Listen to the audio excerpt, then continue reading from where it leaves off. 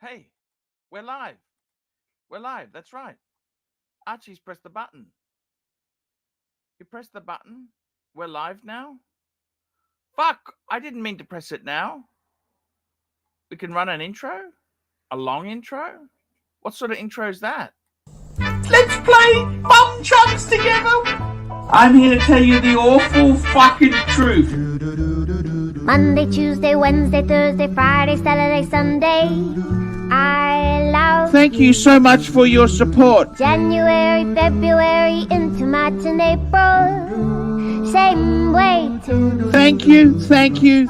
May, June, or July. Fucking hell! Horrid! I never Absolutely let a day horrid! go by I give you shower and you for snaky, you to snaky, snaky with remember. me. What the Just fuck in did I case do you to go you? away in August or September, in October and November, not to mention warm December.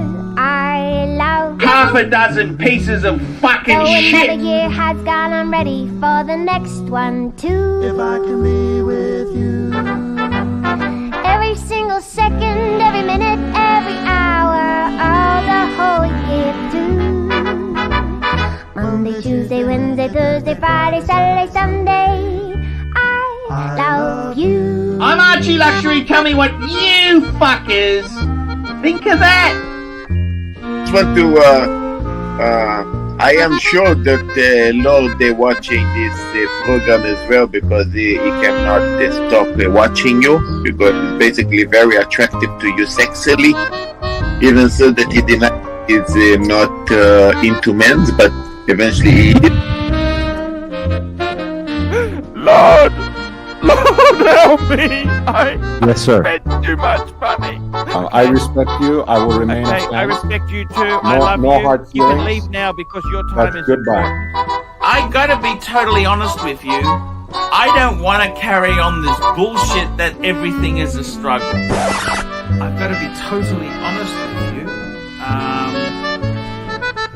I actually have a tax bill kind of due, and this money would be extremely helpful to meet some obligations that I've got. In October and November, not to mention warm December, I love you. Though another year has gone, I'm ready for the next one too. Every single second, every minute, every hour, all the whole year too. Monday, Tuesday, Wednesday, Thursday, Friday, Saturday, Holy Sunday. What the fuck? I'm looking in the mirror. I love you.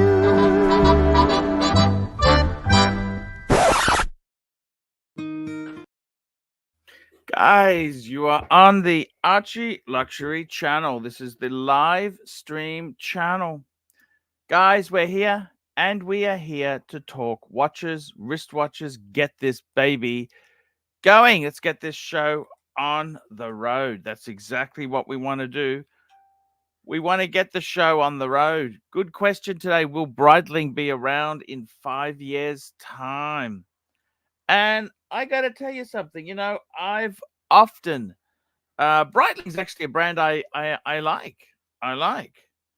And I'm not the only one who likes Breitling. Tudor climbed into bed with Breitling. They did some technology swapsies.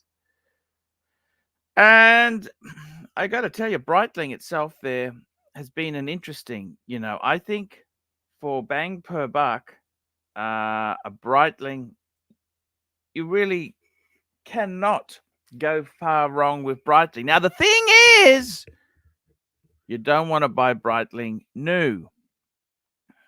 No, you don't want to buy that shit new because it plummets. Okay, Breitling, fuck. And I've got to be totally honest with you there. I'm fucking sick of stuff that plummets because you know what? So much of this shit is plummeting in value. There ain't no way to get out of the sewer. That's right. There ain't no way out because it's really fucked. It's really fucked. Jump on now. I'm just sending a link to a few people. man, I got to tell you, it is what it is. We got some great people. I'd really like to talk to Herman Ingram, see if we can get him stimulated. We got the Hofmeister. Who else have we got here? You know, I really am proud to see Jay Anthony. Jump on. Great show today. Okay, there we go. We sent him one. Jay Anthony. Got some good people. I've sent a few invites out there. That's good. What's happened to Machine Gun Chris? I would really like to talk to him. He's got the independent little business. He's doing well. We had Clivers on yesterday. Clivers was on. Nice chat to Clivers. I even had Marcelo jump on. Marcelo was quite interesting. Paid to boot him. That doesn't matter. Red Shovel. What's Red Shovel up to? Red Shovel's always good. He's always good fun. What else is happening today? Let's have a look here. It's just a beautiful day. VOC. Look at Jamie's back in the verse.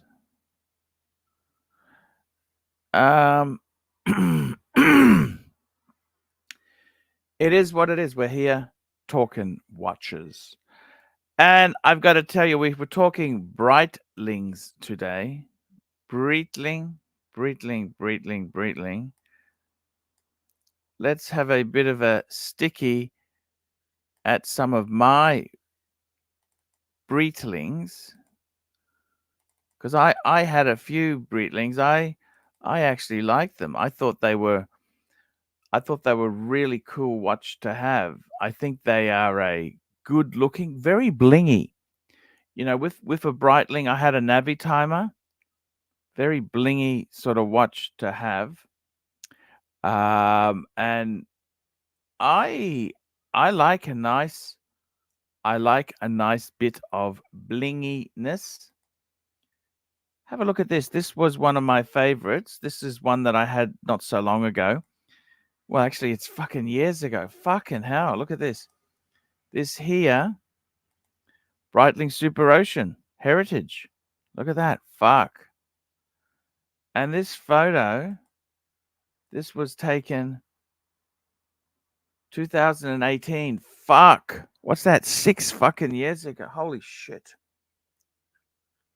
6 years ago. Jesus Christ. That's a while ago, Arch. 6 years ago. My God, 6 years ago. Time flies. 2018. Man, time waits for no man. That's correct. Time waits for no man at all. So, the Breitling thing, I've got to tell you, I really did love them. I thought they were kind of special, you know, like just I like the ceramic bezel. This is the Breitling Super Ocean Heritage 2. The Heritage is kind of, it goes back to it's got that retro look. And it's on the Milanese type bracelet. I think that is a fucking beautiful bracelet. This is a quality watch. What more do you want? A Breitling? That's it. You know, I think the Super Ocean Heritage, just a fucking great watch to have. Just a great watch to have. And just enjoy. The thing with Breitling is they've kind of, will Breitling be around it? They've done a few stupid things. Didn't they sell out to some investment bankers? Master, banker, wanker. That's it. What do you think of Breitling there? What do you think of that? I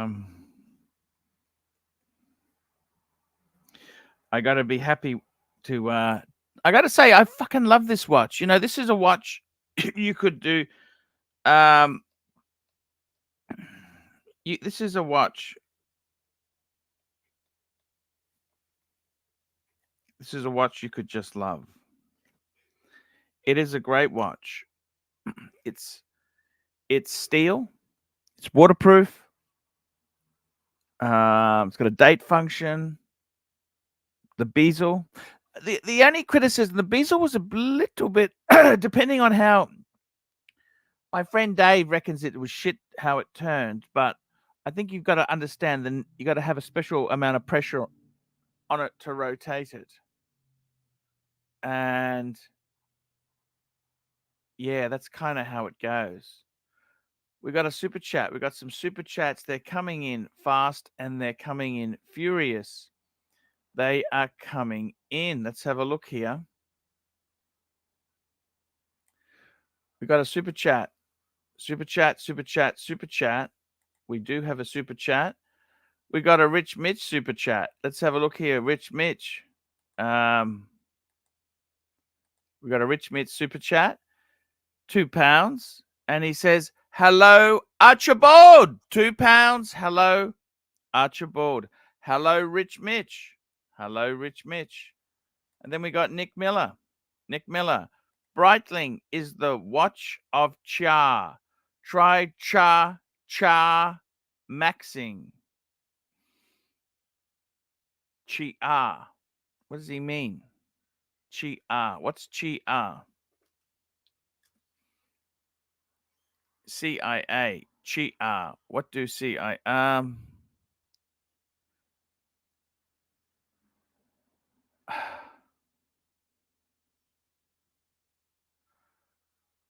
I don't know what to say. Chi-ah.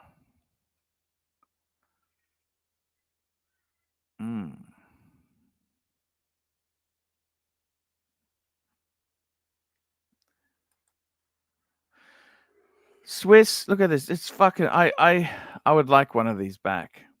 I would like a Breitling Super Ocean back. It's just a usable go-to watch. What more do you want? What more do you really want?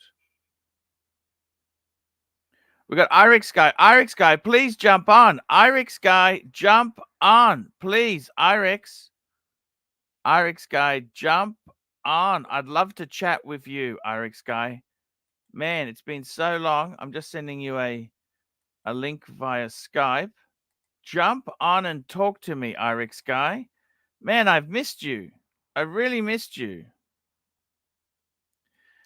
And we got another super chat. Watch for it.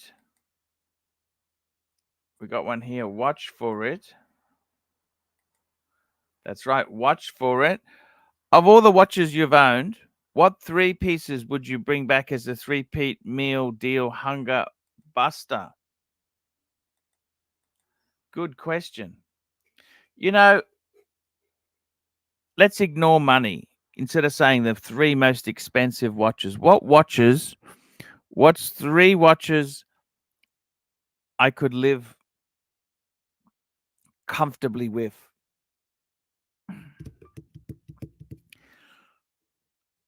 You know, I'll tell you three watches. Number one, I would say the Breitling Super Ocean. Okay. Yes, I would say that. Okay. I would say that. Number two, Tudor. I'll show you. Let's have a look. The Breitling Super Ocean, the Breguet Type 20. I tell you what else I would pick.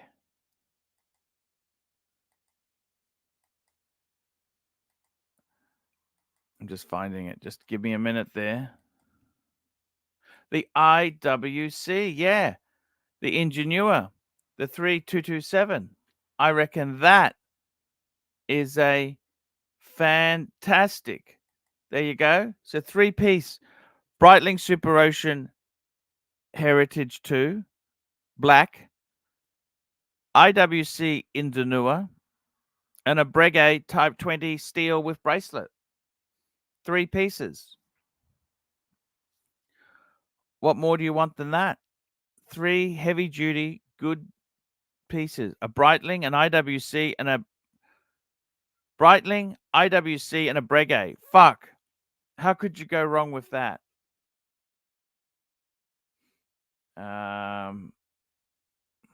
Hey, Irix guy, jump on, man. I'd love to talk to you. We can talk what's going on. I'd love to talk to him. I really would like to talk to Irix guy. Please jump on, man. We've got another super chat. I'd love to talk to Irix guy. JD MTL, $2.80. Archie, pull up the Tudor instead. Look, I got to be honest with you. The Tudor, that's a gorgeous watch. I think that is beautiful myself. I really do. This here shares the movement with the Breitling. They did a tech swap. This has got the Rolex Tudor movement in-house. It's a beautiful watch. Really good stuff. We got Mark Goldberg joining me. My good. Hello, Mark. How are you? I'm good. I have that one but I have the very first iteration of it with the smiley face, which has got the ETA movement. I know. I'd much rather have mine. The new one is just new, but I've got the first. No, I understand exactly what you're saying there. Yes. We got another super chat. This is from Rich Mitch, £2. How long will I wait for a Rolex Sub or Air King? Well, depends. They're still in demand. They're still. The reality is, I think the Air King might be a bit easier to get than the Sub. Yeah, a lot easier. Just, you have buying history. Dealers, depends, right? They're still playing hard to get games. They're still playing games. Okay. Well, it's because they don't have that much inventory. I mean, what inventory they have of Steel Sports is spoken for before it comes in, so you get in line. But an Air King will be easier. Let's just put it this way, Rich Mitch. A two-tone Sub would be very easy to get. Easier. Oh, not the blue one. And a solid gold one, Marky. I don't know how gold is doing now, but I will tell you a couple of years ago, they couldn't even keep gold in stock. So now I don't know. Probably easier. Probably.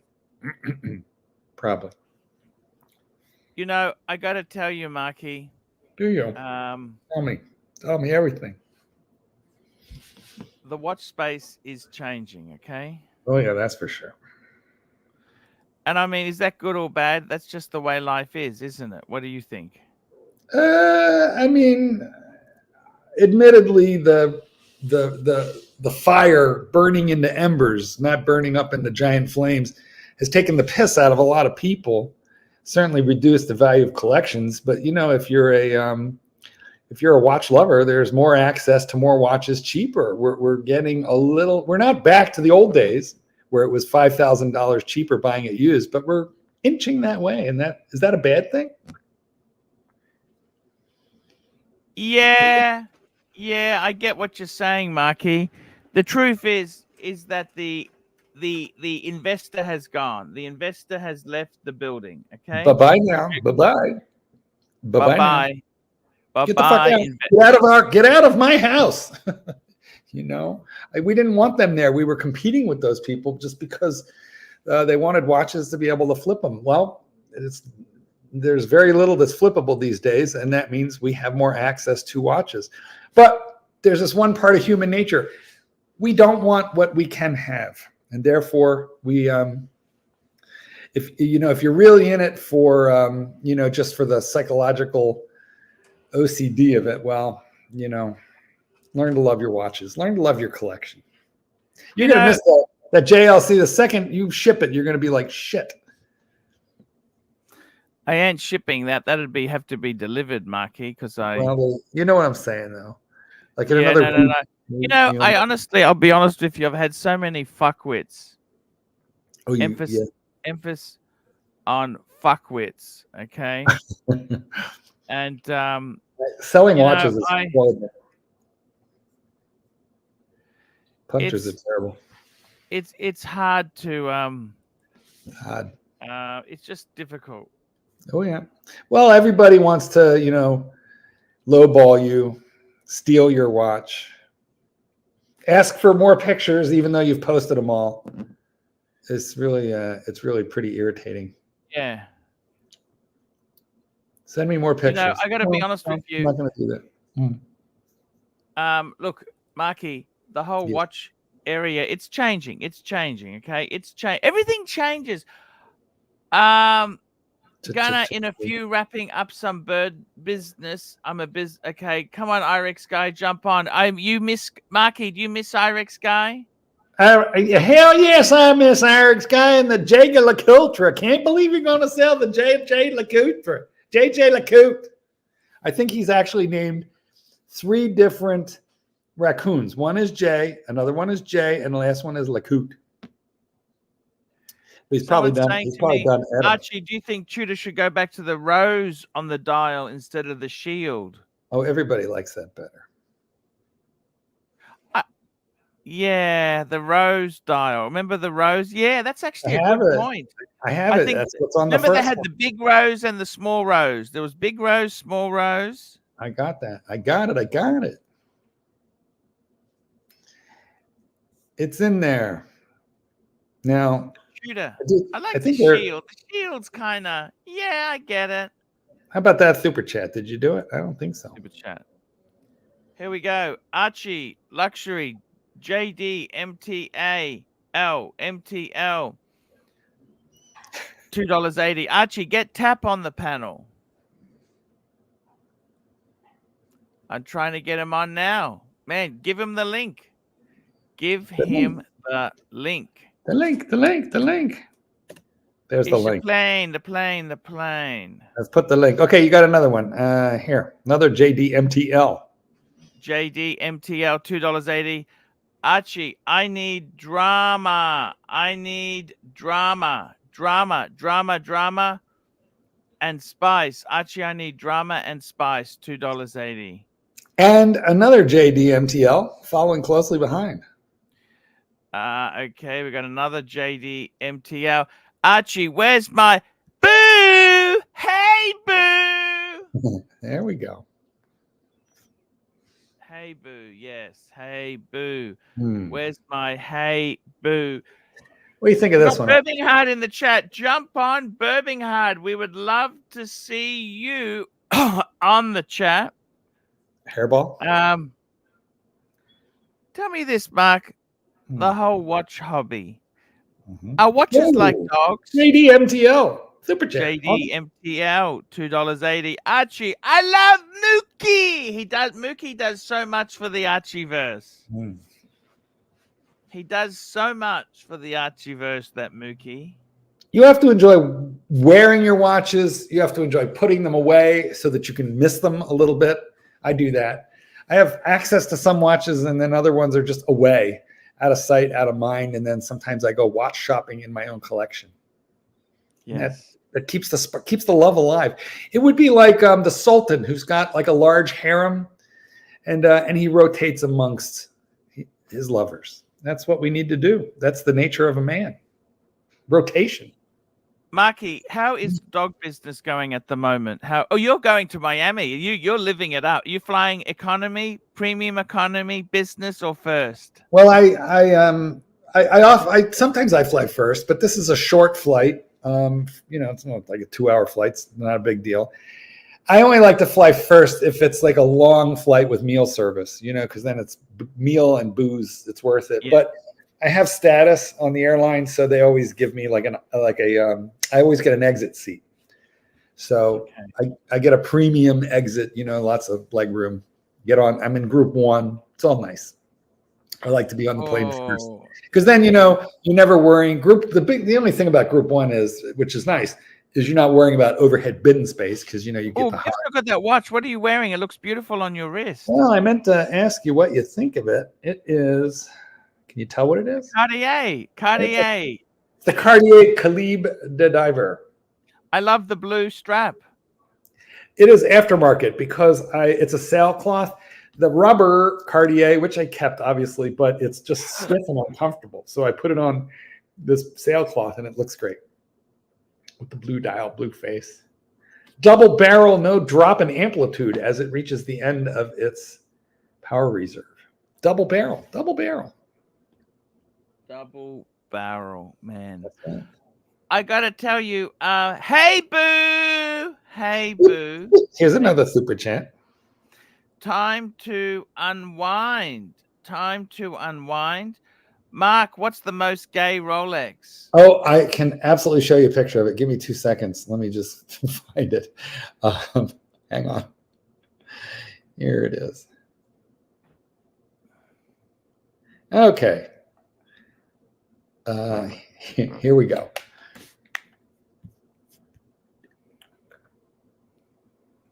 It's that one. Oh, look at that. Now, here's the funny thing. That's the Jim Tingler out on the links. But look at his golf glove, Kirkland. He's wearing like a Costco driving glove, which I think is hysterical. But for my money, Costco glove, is it? Kirkland. It's the house brand of Costco. So he's wearing Costco golf gloves. I asked him if he brought the rotisserie chicken out with him on the course. I love a bit of Costco, don't you? Well, I have Sam's Club, which is their main competitor out this way. But yeah, that kind of place, I do like it a lot. I do. Yeah. If you have a Sam's Club card, can you shop at Costco or they don't? No. There's no reciprocity. But it's the same deal. They have a gas station with this. Gas is often, I don't know, anywhere between 15 and 25 cents. You've got to prepay the gas. What happened? I don't understand. You prepay. What? What do you mean? You got in my country. You got to prepay the gas. No. Here you pump first, pay second. I know, that's ridiculous, isn't it? The only place that they make you prepay is places where they have a problem with drive-offs. Maybe you guys are not very trustworthy. Okay, we have another super chat. Here we go from JDMTL. TL $2.80. I love Tudor. Chuda. JD pulling out all the stops tonight. We appreciate the constancy of your super chats. Thank you for your super chats, JD. Marky, the dog business, is it worse, better? What's the go? So look, during for 3 solid years, 20, 21, 22, and actually 3.5 into 23, it was off the hook. I mean, it was crazy. I paid off my farm, and I had a mortgage on this thing. But I just worked myself to the little bone. But it has slowed down quite a bit since then. And actually we're probably in our 11th month of a slowdown, but the first 5 months of that 11 was really slow, and it's picking up. Dog trainers are complaining, but I'm kind of a prominent dog trainer because of the books that I've written or co-written. And therefore I seem to be recovering faster than a lot of them. So I'm fine. If I work less, I feel like I'm semi-retired. And quite frankly, at my age, I love that. So I don't mind, but it is a little slower than it was, 14 months ago, but good. I'm glad for that. I worked too much during those years, too much. Yes. And Marky, it's customers. It's a strange thing. It's a bit like the watch industry. There's customers, then they've gone. Customers, then they've gone. I got to tell you, the good old days, the glory days that we ran the streams together, they were the good days, weren't they? Like, what's that, 4 years ago?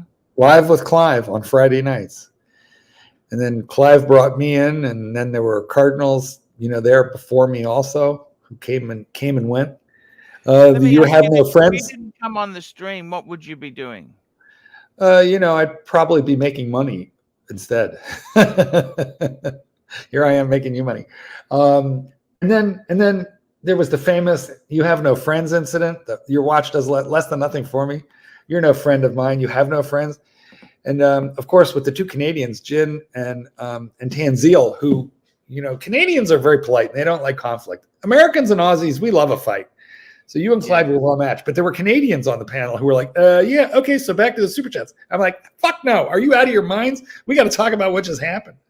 So I made a whole video about it, which was, of course. I loved your videos you did there. I have never gotten more views than when I made videos about you. The worst form of clickbait. I made a video called I quit Archie because I unsubbed Archie. And and that got so many views that I did a part 2 and a part 3 that also. So you have helped many a punter start their channel by, we just come here to steal the leads, right? Yeah, I gotta say, Marky, it has sort of come full circle. The watches have it is what it is. You know what I mean, Marky? Do you remember when you used to have to try and talk people into buying used because they didn't like that idea? Because they wanted to be the first guy to like sweat in that watch, have their name on the card. There's no names on the card anymore. So there goes that excuse. But, I always wondered, the guy said, no, I have to get new. Did you marry a virgin? Have you ever pooped in a hotel? Because you know how many people have pooped on that toilet? Did you ever put a fork in your mouth at a restaurant? Because that fork has been in 10,000 mouths. So I don't understand that it's got to be new. Your wife wasn't. Yes. Nobody's was. Yes. No. I get it completely, Marky. I completely get it. I wanted to ask you something. With this hobby, this disease, this sickness that we have. Yeah, that it is. With the knowledge you have now, like all about dogs, you know exactly what dog somebody should get, right? Oh. What do you think if you were building a collection now? Forget the junk, garbage. Knowing what I know now? Yeah, I wouldn't do it. If I knew then what I knew now, I would run the other way. I would find a different hobby. Wouldn't you just get like one Submariner? No, because, probably not. Well, okay, maybe. I wore my Submariner today. I have a 40 millimeter black, nice normal, the kind of watch that for normal people is the pinnacle of watchness. You manage to achieve that sub. You just stop and you wear it for 30 years. Yes. But for me, I how long did I wear it for today? Maybe 2 hours. I'm on my 4th watch of the day, I think, today, right now. 4th. I wore 2 Breitlings, that sub, and now this Cartier, all in one stupid day. So, quite frankly, I need to be medicated. That's what I need. Yeah. I need medication. You need medication. Well, don't we all? I mean, you need antidepressants, and I need something to slow down the OCD a little bit. Yeah. I got to tell you, I'm actually starting to find calmness. I'm going to tell you this. I find a lot of the watches that I've got there. I'm really into photography. I like to photograph a watch with like a collection and see how it. I believe something should be bigger than the sum of the parts. The collection is greater than the sum of the parts. Does that make sense? Yep. And I'm a huge believer in that. I really do. I really do like a complete collection. I get a joy out of thinking, you know what, it just works together, but I can never seem to be able to put the collection together myself. Well, yeah, you have. I realize I got a perfect collection until I sell bits off, and I think, that is right. Fuck, why wasn't I happy? You had the 3-watch collection combo meal deal Hunger Buster.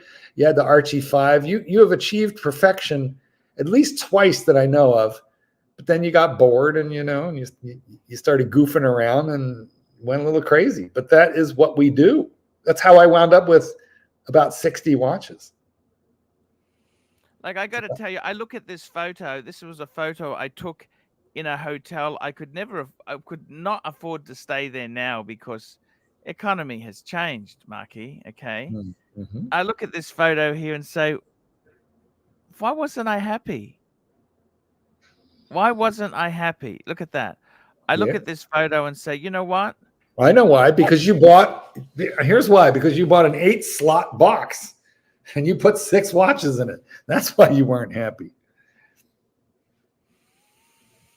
I ended up buying a World Time Patek, which is a beautiful watch. Don't get me wrong, but it's fucking expensive. Do you understand, Mark? The word fucking expensive. Mm-hmm. Oh, I do. I do. I have too much money in watches. I got to tell you, I look at this and think, why wasn't I happy? That's more watches than I could ever use in my life.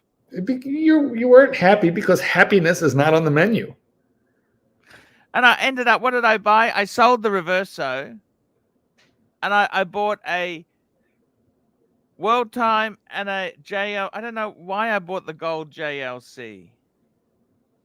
Because it was gold and it was fat and it was manly in its own gold little way. The watchmaker's watch. And then another super chat here from Rich Mitch, £2. Happiness comes from within. Well, you know what the Buddha says? The Buddha says... The Buddha says, when we're young, we trade time for money, and when we're old, we trade money for time. Well, I believe you're quoting Confucius or a Chinese fortune cookie now. Sorry. Buddha says happiness is an illusion, and what we really ought to be doing is working on reducing suffering, because happiness is the opposite of suffering, but the human condition is to never be without suffering. So by focusing on a higher state of mind, we can reduce human suffering. But that means, prioritizing nothing luxurious on the one hand. On the other hand, this is what fucks me up. You know what the Dalai Lama collects? What's that? Rolex. You want to see his collection? Just Google Dalai Lama Rolex collection. And he's got like 7 of them. I see. The Dalai Lama. I mean, the guy that you expect to just like have achieved total enlightenment, nirvana, just stare at the sun and feel the contentment of the universe flow from within him. Rotates Rolex like a crazy person, just like me.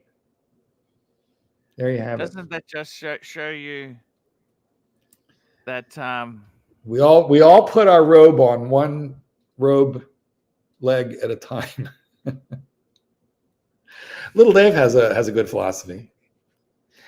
Happiness is money for nothing and your chicks are free. That was a great song. I told you that I was in a first Porsche when I heard that song there. Let's bring up the Dalai Lama's collection. Here we go. So the Dalai Lama, he's got a few things. He does. And apparently Dodi Fayed used to give Rolexes out to really top-end people he met, like super celebrities and Dodi was the son, not the father, right? Correct. The father died, didn't he? Yes, he's died. Muhammad was the father, and he died, but obviously after Dodi. But I think kind of in the last just few years is when Muhammad went. Yeah, it's I think Queen Elizabeth got him from the grave. Yes. This doesn't seem that ridiculous. A president, a date just, and a pocket watch. What more do you need in life, hey? What do you think? What's wrong with that? Total enlightenment. Who dat? What more do you want? Is that a Russian oligarch? Who is that? I can't quite make him out. The Dalai Lama. Unveiling the Dalai Lama collection. That's a beautiful date, though. He's got a Patek as well. Was that a Rolex or a Patek? What is that thing? That looks like a Patek. Rolex. Triple date Rolex. What is that? Oh, yeah. All right, so it's a Cellini. The Dalai Lama, yes. Loves you and loves Rolex.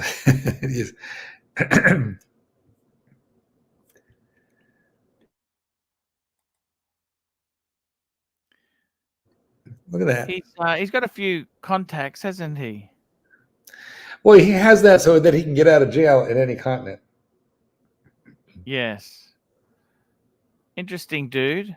I gotta say this to you, Marky. In your own life, do you really wish you hadn't gone into the hobby? I mean, okay, It's could be very worse. prestigious. Yeah. Well, what if I'd gone into cars or boats or guns? I would probably you'd be lost a lot wasting. more. Yeah, I probably would have dropped more, right? Boats, you never get your money out of. Cars, you're lucky if you get your money out of.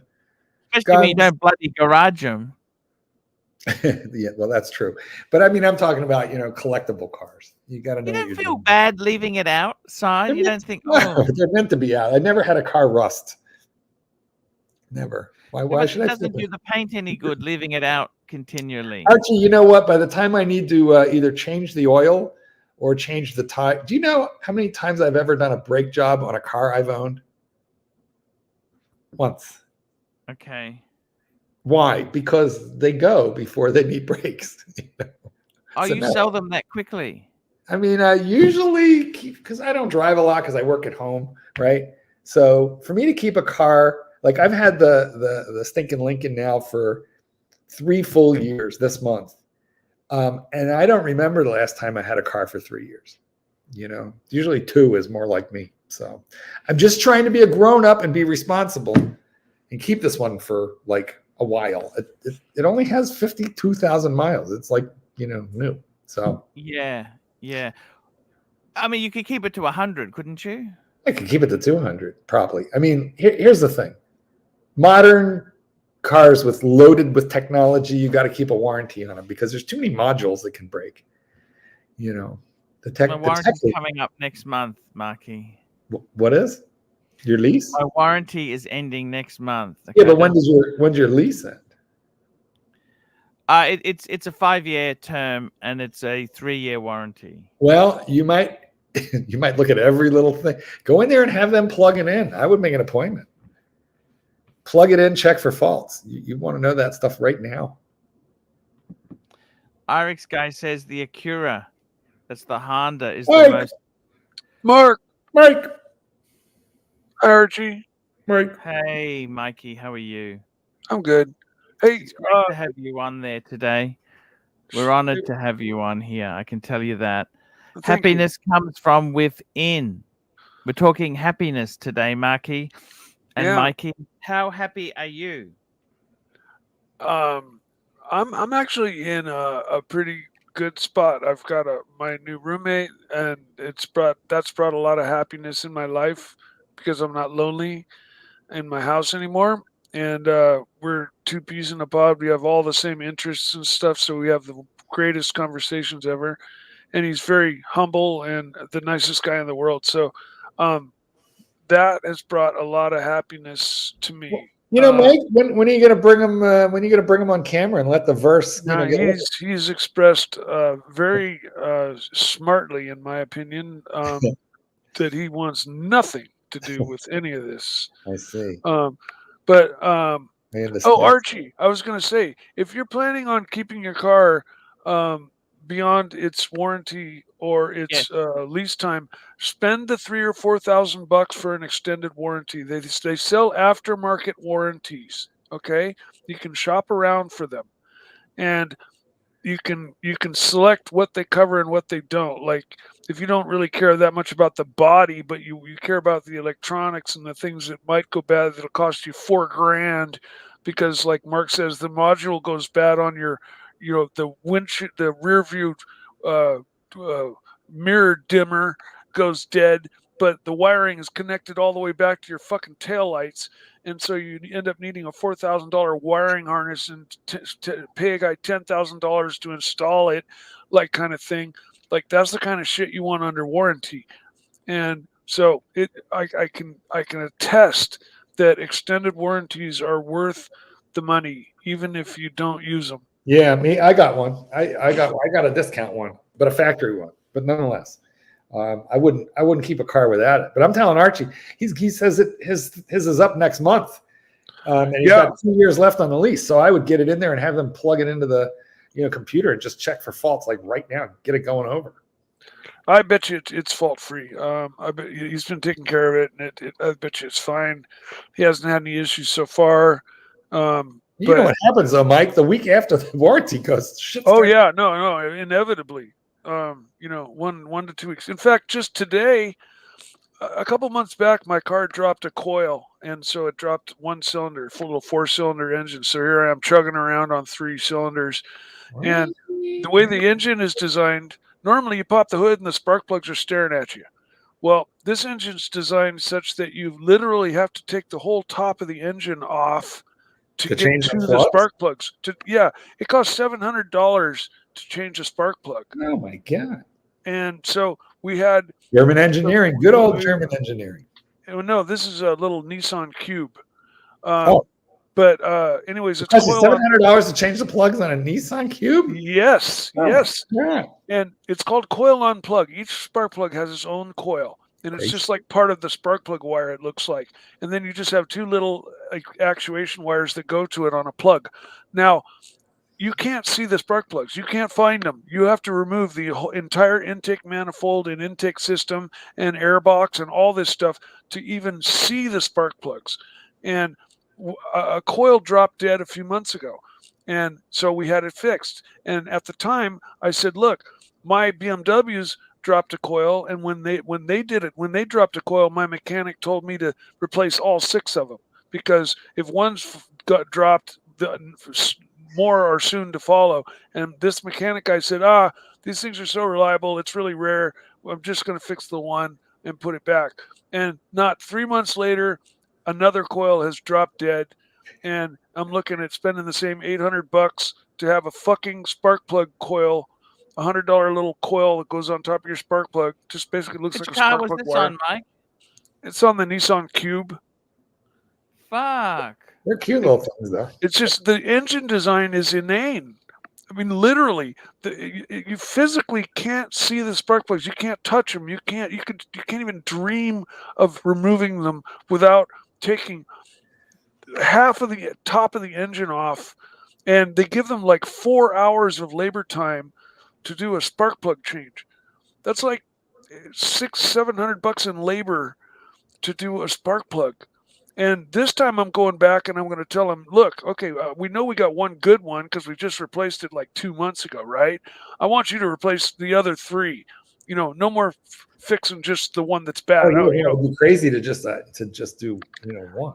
Yeah, and I asked him about that, like when we had it fixed originally, and he said, no, not necessary. And here we are back 2 months later, spending another $800. And this is, my mother pays, she has the car serviced at the dealership always. We have all, so I don't have a say in the matter. I could fix it myself. I've watched videos of doing it. It's fairly simple. It's definitely not beyond me. But my mom insists that everything on that car be done. You'll never know, Mikey. I'm just saying, she'll never know. Yeah, it's just the coils I think are around $129 each.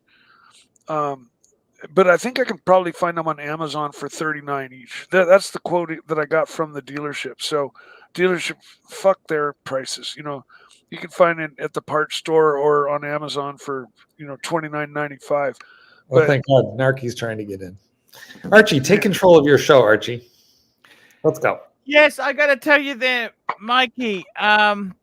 Interesting.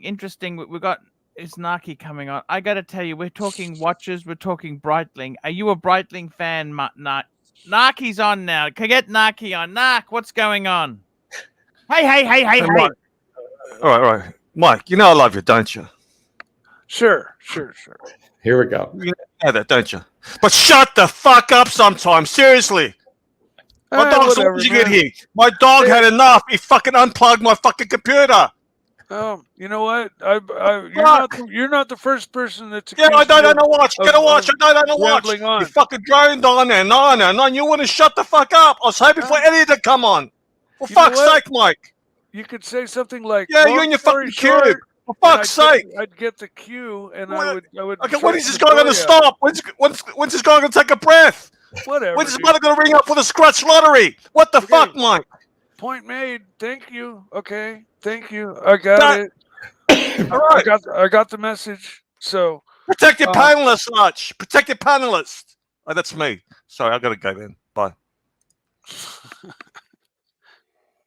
Narc.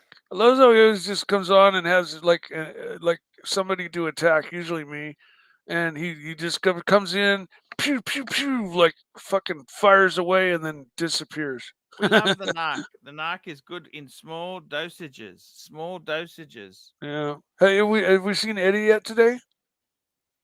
No, Eddie's kind of a mixed bag. You know, he comes on when Yeah. I don't want him. Right? Yeah, I got a exactly. good full panel. You know, I need Eddie when I'm fucking floundering. Okay. Yep. He's nowhere to be seen. When I'm floundering, he's nowhere to be seen. But when I've got a good panel, right? He jumps on and talks over everybody, and yeah, exactly. So I only really want him on when I got a shit, when things are shit, you know? Yeah, you only want him when you can use him. Exactly. You know what I don't mean that in a bad way. You don't mean, I know. I said it in a joking way, but it's kind of true. yeah. But he's got to change his setup. I think he streams from his phone or something, and he can't hear like when he's interrupting people, you know, and that's why he just like starts talking right in the middle of somebody saying something, and he doesn't hear when somebody else is talking, and he's got to change his setup. Just send him the link.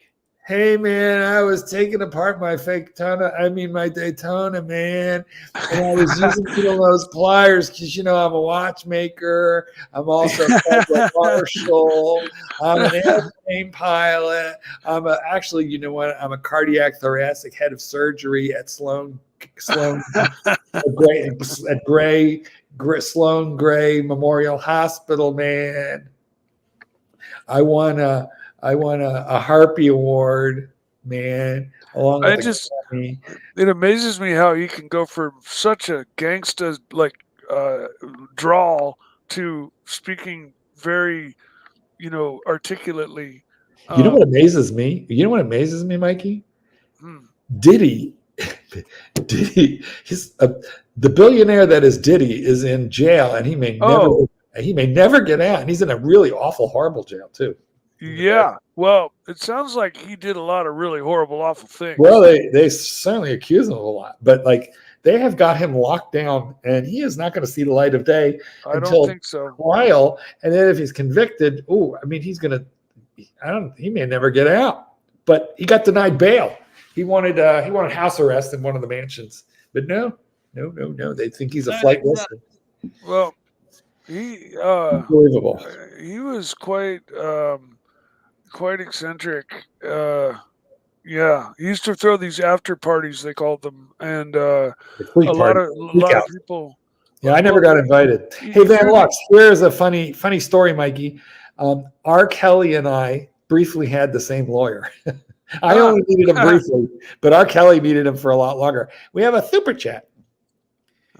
There we go. The Uzi Luxury Watch Channel, $10. Hi. Hey, Uzi. Hey. Hey. That's fantastic news. Is it? Mark, the other day, you said that Satan's Kitten had inquired about me or said something about me or asked something about me. I forget what it was. Me too. But now I'm curious about Satan's Kitten.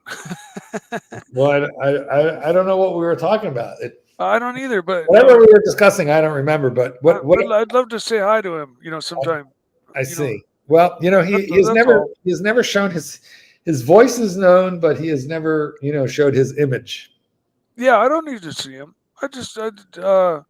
I'm fine. He piques my curiosity. Being your partner, and that's all. I'd love to meet him, on the stream or whatever. There you go. If he takes some time to want to. Yeah, once in a while he'll have a conversation or something. Once in a while he'll show up and talk to the punters. Yeah, cool. Yeah, he's a cutie pie too. I bet you have good taste. Why, thank you. Super chat. Super chat. Where have you been? We've also got Marcus Mandel, £5. And Marcus Mandel, I love you, Archie. You are fucking talented as fuck. Never forget that. We all love you. Fuck the haters. Thank you. Is he tuned into the right channel? Are we? No, it's true. It's absolutely true. That's why we're all here in the verse. I mean, how many YouTube sensations have been full time on YouTube for 10, 12 years and have their own verse? Well, and how many like new YouTube streams have sprung from the the seed of Archie's show? The seed. Archie has spread his. Archie, you've spread your seed. Well, some of them need to be stomped out. That's what I don't get into politics and I don't watch any other streams, so I don't know anything about that. But I do kind of agree. I don't either. I don't actually watch any other watch stream. In fact, I don't even watch this one if I'm not on it. Unless sometimes people. I will say, Archie. Sometimes the Cardinals will tell me, "Oh my God, did you blah blah blah," and then I got to tune in for some major drama. I got to tell you something, Marky. We used to have such a wonderful. The whole business was amazing. We had some fantastic times together. We had the best times that you could ever think of. We did. And this was in the day. We also had epic fights. We had some epic fights too. Marky, we've always got to look at the positives, Marky, because we had things here. And we got to from my good friend Patel Philly, $14, AC3. Please play WhatsApp video in full. That's right. Wants me to play. Let's do it.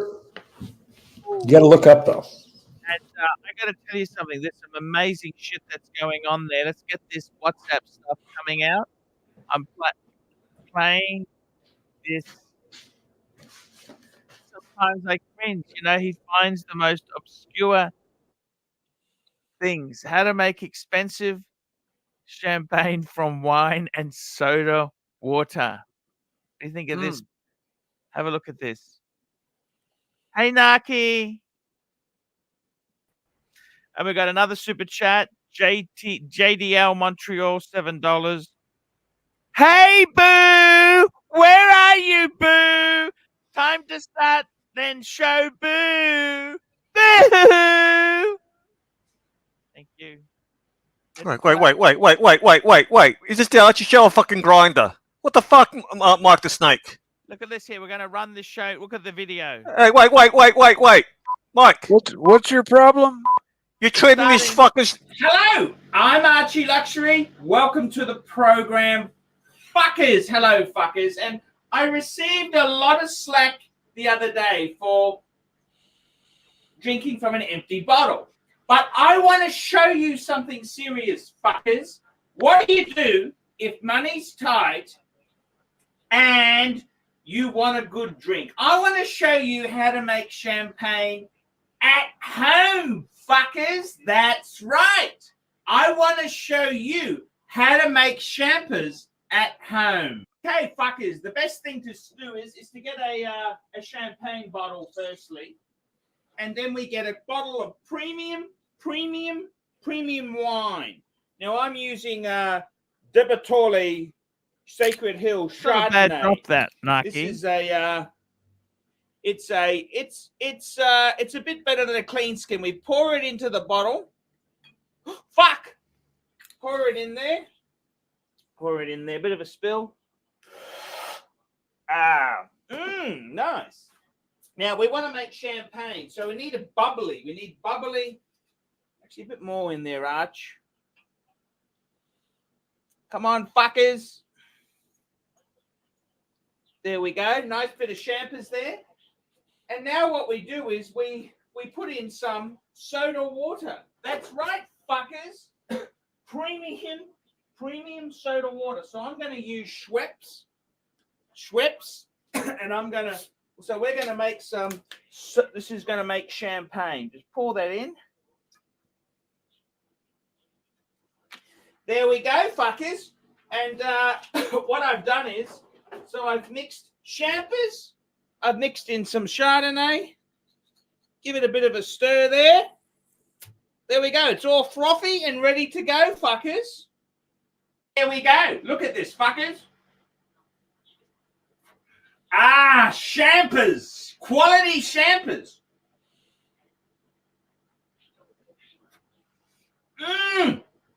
That's how you make inexpensive champagne, fuckers. Ace of Spades, fuckers.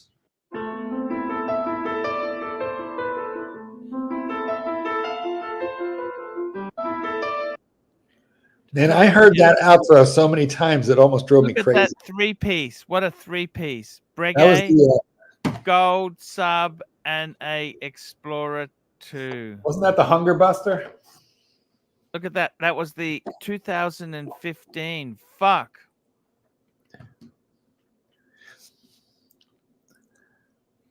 That was fucking 9 years ago. For fuck's sake. Time flies. What went wrong, Marky? It all went pear-shaped. What went wrong? The Latin term for time flies is called tempus fugit. Those were the days, my friend. It's either fugit or fugit. I have yet to get confirmation on the pronunciation of the word fugit. But just ask your relative Caesar. Exactly. Yeah, I'll do that. And when I meditate tonight, I'll inquire. Channel him. Mm-hmm. Ooh, I don't know what to say there. Tempus fugit. Time does fly. Boy, it doesn't exponentially go faster as you get older. Member chat. New member. We've got a DP is a member, new member. Look at this. Welcome. New member. Welcome, DP. DP. I wonder what that stands for.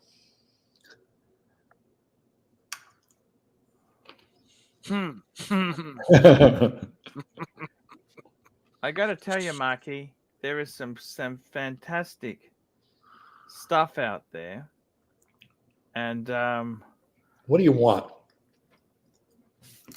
What new watch would you want? I got to be honest with you. Solid gold. Look, I've done the lot. You've done the lot. You love your solid. Well, the problem is the market's so fucked at the moment. What are you going to do? The market's so fucked. It doesn't matter if the market is fucked. If that just means you can buy something cheaper. Well, that and this show's just about talking about watches, whatever the cost. You know, we like to discuss everything. It's completely fucked, but I'm trying to that JLC I have had no decent it's only a couple days. Thieves and couple days. Give it time. Give it some time. Don't you have eBay? Why do you use Gumtree? No eBay over there? I don't trust eBay. They want you to send the thing. I don't like it. We cannot hear you. I'm a control freak, Mark. I see. Is Gumtree kind of like Craigslist over here? Yeah, that's exactly what it's. You should put it on eBay, and because that's worldwide, and you could ship. You know, it's commonly done. Mm-hmm. You're right. And they have their authenticity guarantee thing. That's true. Play. They have that now. Yeah. You could sign into that. There were some great videos. Do I need great a day? Videos. Do I need a day date? I think you need a day date, Mark. Mm. Solid gold. Do I need it? Well, they're all solid gold. Do I need a day date and a gold set though? Oh yeah. Oh yeah. You got a day date? No, I said, do I need one? He's got a solid gold set. Mark, you don't need. I mean, seriously, I need anything. We got more than enough. You know what I mean? And why are you worrying about watches if you have more than enough? Enjoy the ones you have. Jay Anthony says, I need a day date. I think, I'll be honest with you, if you had a choice of a day date or a gold sub, I would pick gold sub any day. Well, it does stand out a bit more. Jay Anthony, there's the link Click it, Jump please. on, Jay Anthony. Jump on the stream. Take a little pressure off me and Mikey. But anyway, the gold sub wears louder and more noticeably, well, especially the blue one, than the day-date. It's just because it kind of just, it's flashier. Yeah. It's flashier. I don't get comments on any watch really ever, unless I'm in a watch venue. But that gold sub gets comments because you can't miss it. I'll be back 1 minute. 1 minute. Oh 1 minute. no, he's leaving us. So you get the gold sub gets more attention than the day-date, because the day-date pretty much looks like a Datejust, unless you take a double take, and people in the know see a Datejust, and they might acknowledge, oh, Rolex, but they might not acknowledge, oh wow, that's a day-date, whereas the gold sub is a big hunk of burning love, Oh, don't we know it? Let's have a look. Oh, look at that. There Gorgeous. Now, is that a 40 or is that a 30? It's a 40, right? Talk to us, Jay Anthony. Your mic is off. There we go. It's a 36 in mother of pearl. 36. How scrawny is that wrist of yours? 7.5. This is my smallest watch. Wow, your wrist is a 1/4 inch bigger than mine, but it's just wearing big. No this kidding. to me is the classic size for this watch. This is the size it's always been. So I'm a traditionalist, even though I like 40 to 42 better in general in most watches. Well, I see and I understand. Mm-hmm. So yes, you need one. You will not regret it. Okay. Now Bruce Williams has one. He's got a 40, and Yes. and we traded watches. I think he wore my Hulk for a while, and I wore his day-date. And even that 40, it just sort of melts into the wrist, and you're like not so conscious that you're wearing it because it just hugs the wrist. Is that true? I have a friend of mine that has the 40 with the olive dial, and it is beautiful, like legitimately beautiful. But to me, the proportions when they stretch it just looks slightly off to me, and I can't quite figure out why. The thing that's weird about the 36 on these is the dial itself is basically as big as Rolex's 40. It's the size of the bezel and the case around it for most of their watches. So the dial of this watch is the same size as like my old sub. It's the bezel that takes up the rest of that circumference. So maybe that's why it looks. Hold it up again. Let me boost you up there. Maybe that's why I feel like it's wearing larger than I would have thought a 36 would on you, especially with a 7.5 inch wrist. But I mean, if we look at the lug tips, Mikey, they don't come anywhere near the edges of his wrist. That's all bracelet there, but the bracelet's very noticeable. It looks very nice on his wrist. But yes, you're very correct. Between an old 40 millimeter Submariner and a James Cameron 44 millimeter, their dial sizes are identical.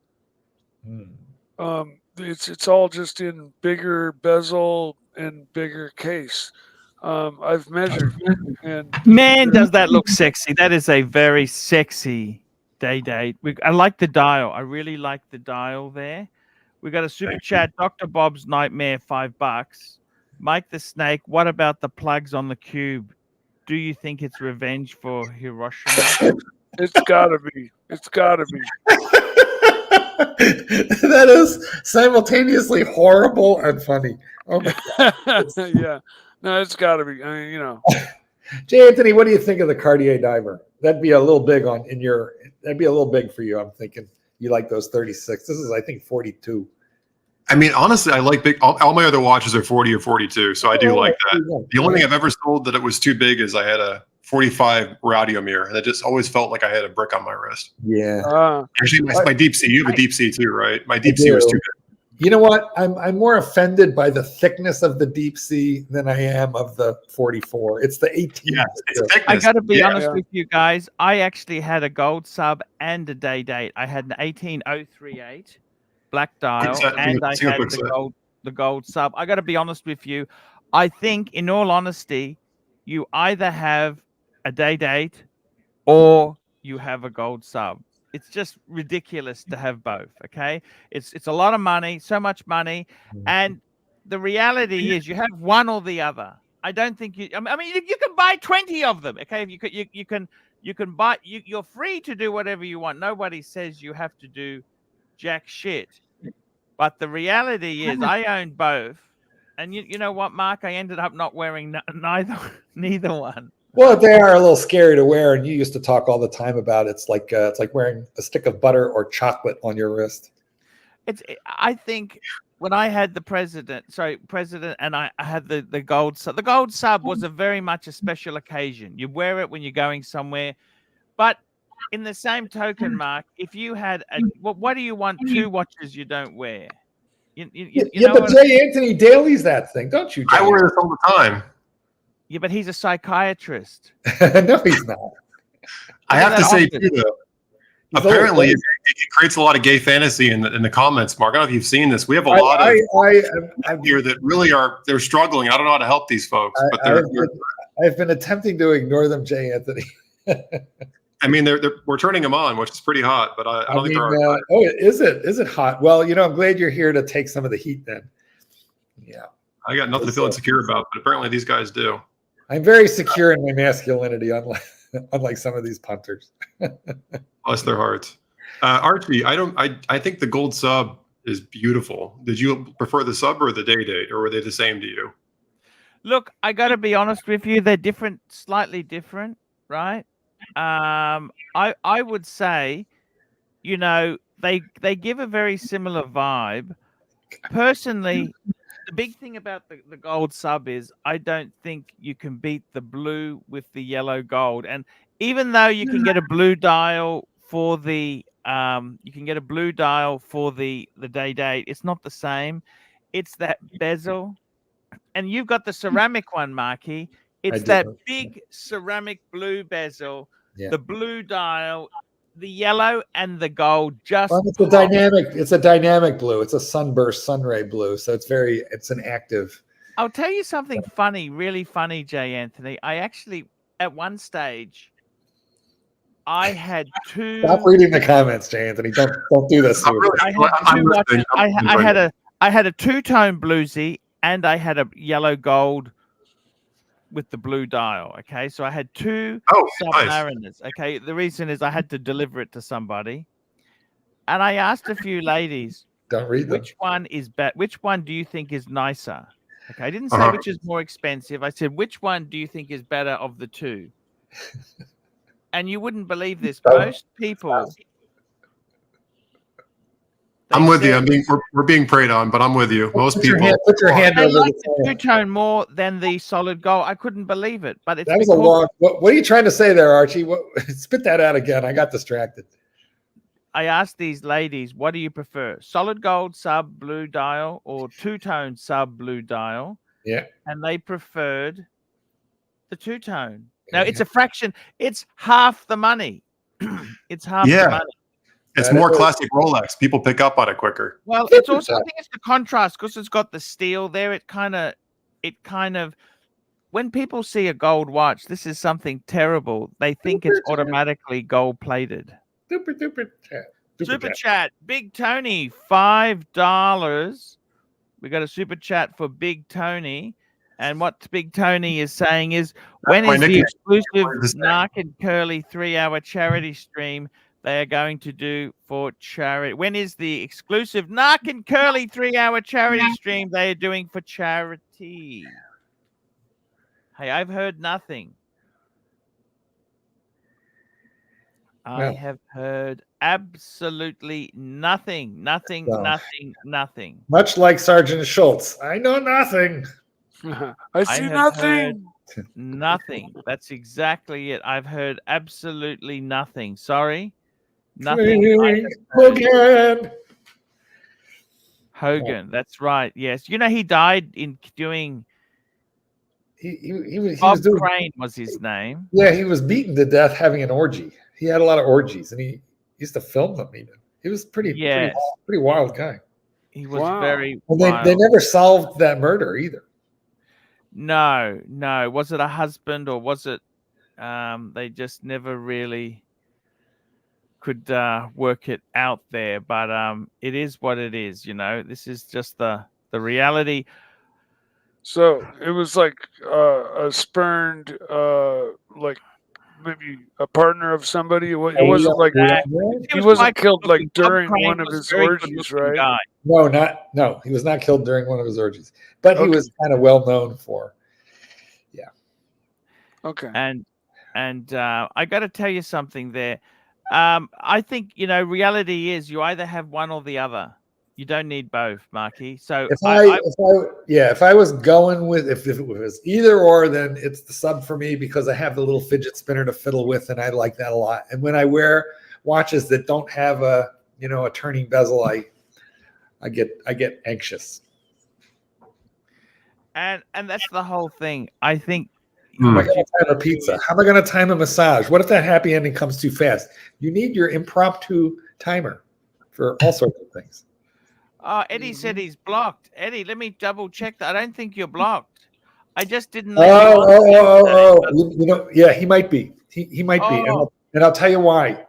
Because yesterday he came on using like 30 different names and he wouldn't stop. So I did a ban from Studio, but I thought I was only doing it on that one fake account, but it must have taken it off. I've unblocked it, Eddie. I've unblocked it. You can jump on. My bad. Also, what was that other guy I told you I blocked? It was somebody else. Alejandro Gillick. While you're in there. Oh, okay. I'll have a look. Yeah, let him in too. I'm just here for the comments. These comments are gold. Yeah, no, you know what? Don't read them. I'm loving this. This is good stuff. I really tried to not read. There, Mark. What's that? I can't see anyone else's blocked. There's no Alejandro hidden or blocked? No. All right. Okay, good. Then maybe I didn't do it after all. I got to tell you, the thing is this with the watches, I think you got to know your super chat. The Undertaker. By the way, Undertaker, I can give you an update on that thing. It worked out better. SG Solid Gold Bluesy is stunning, in my opinion. AC3 pure. He has that piece. I do. He's got actually the 41 mil. No, I have the 40. The Undertaker, if I had a choice of having a president or a a president or a solid gold sub, I'd have to go solid gold sub. Because it's a little more garish, and Jay Anthony, you're a little more classy. So I think that's where the division comes down. Yeah, I think if you lean a little more towards dress. Eddie! What the fuck are you, Eddie? What are you doing, Eddie? Are you taking apart your Daytona with needle nose pliers today? Man. What are you doing? Man. Can you hear me? There, Eddie. Believe me, we hear you. Shit. Hey, Eddie. Shit. Mama, tu dai să nu ai nașinat balaga, man. Are you speaking Yiddish? You have something to say, Ed?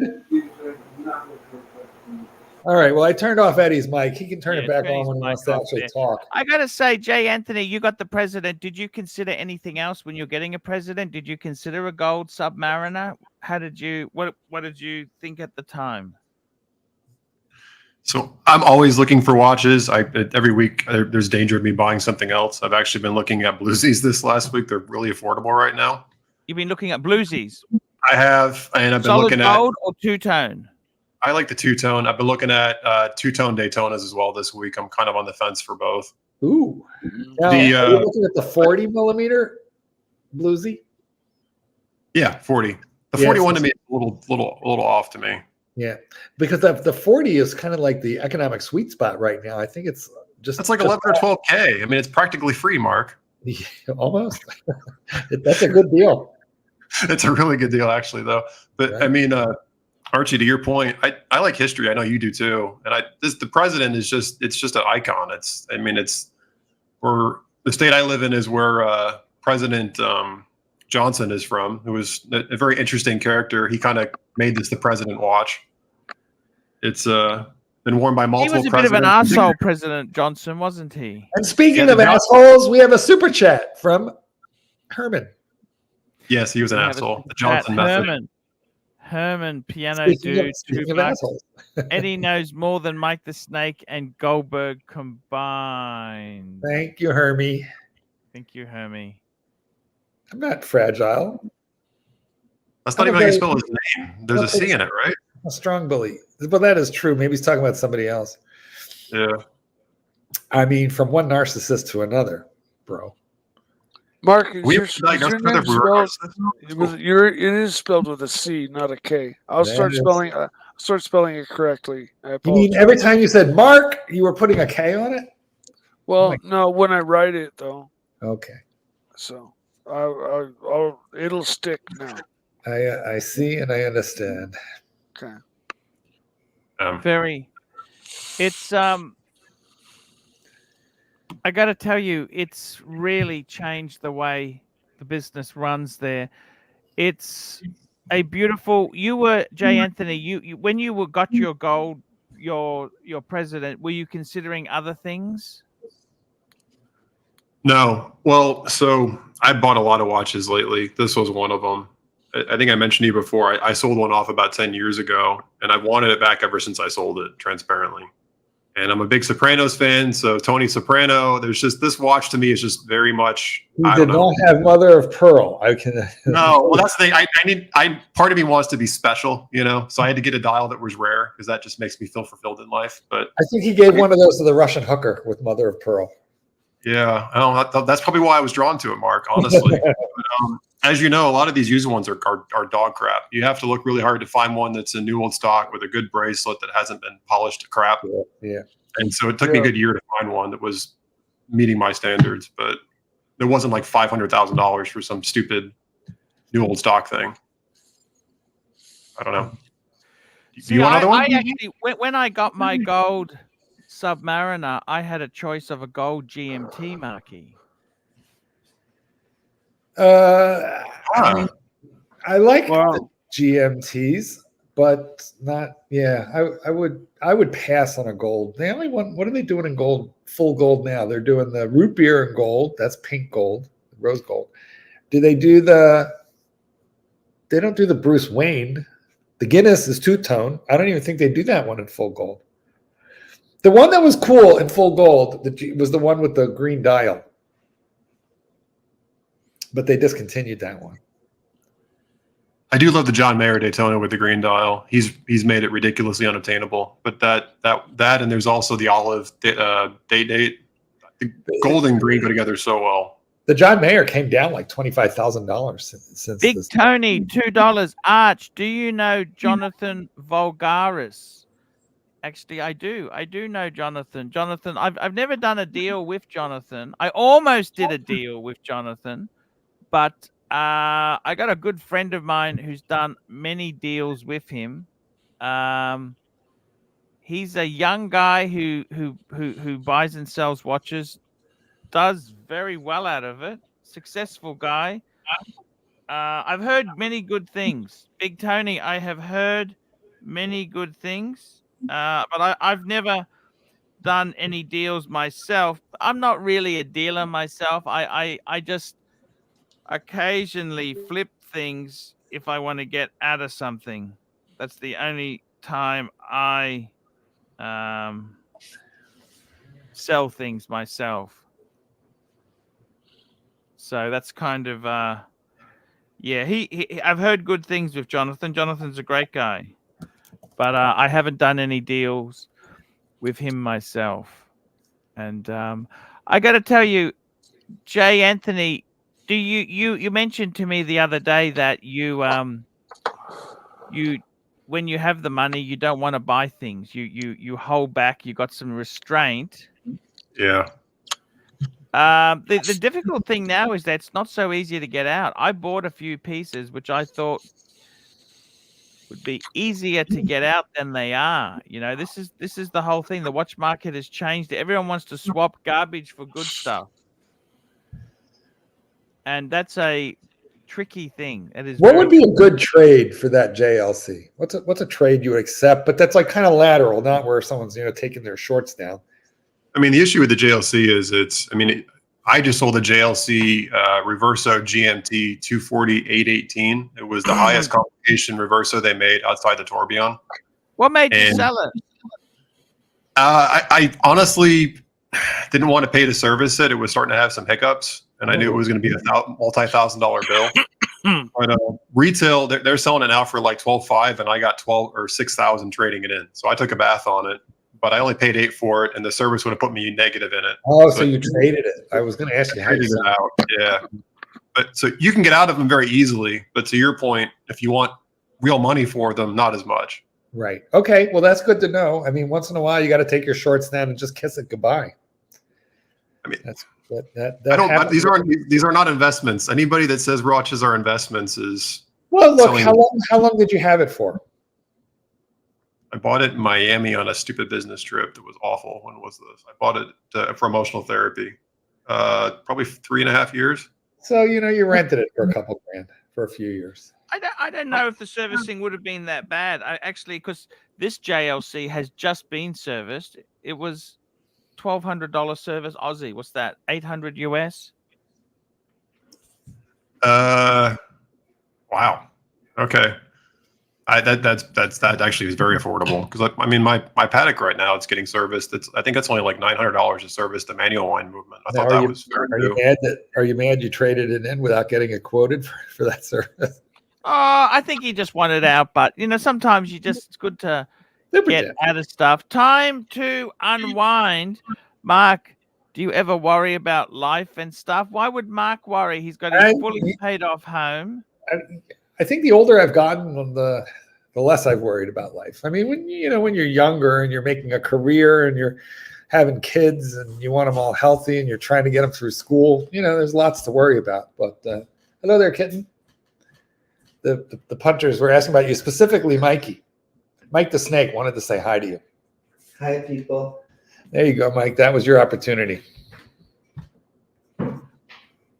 I got to say there, maybe we just take Eddie off. It's a bit disturbed. I mean, right? I know where to stick my eyes. I would just let it be known I didn't do it this time. It's just distracting from our good talks here. I've got to tell you. All that blood. You know what? The blood that Jay Anthony prefers is in the comments. Jay Anthony, stop looking at the comments.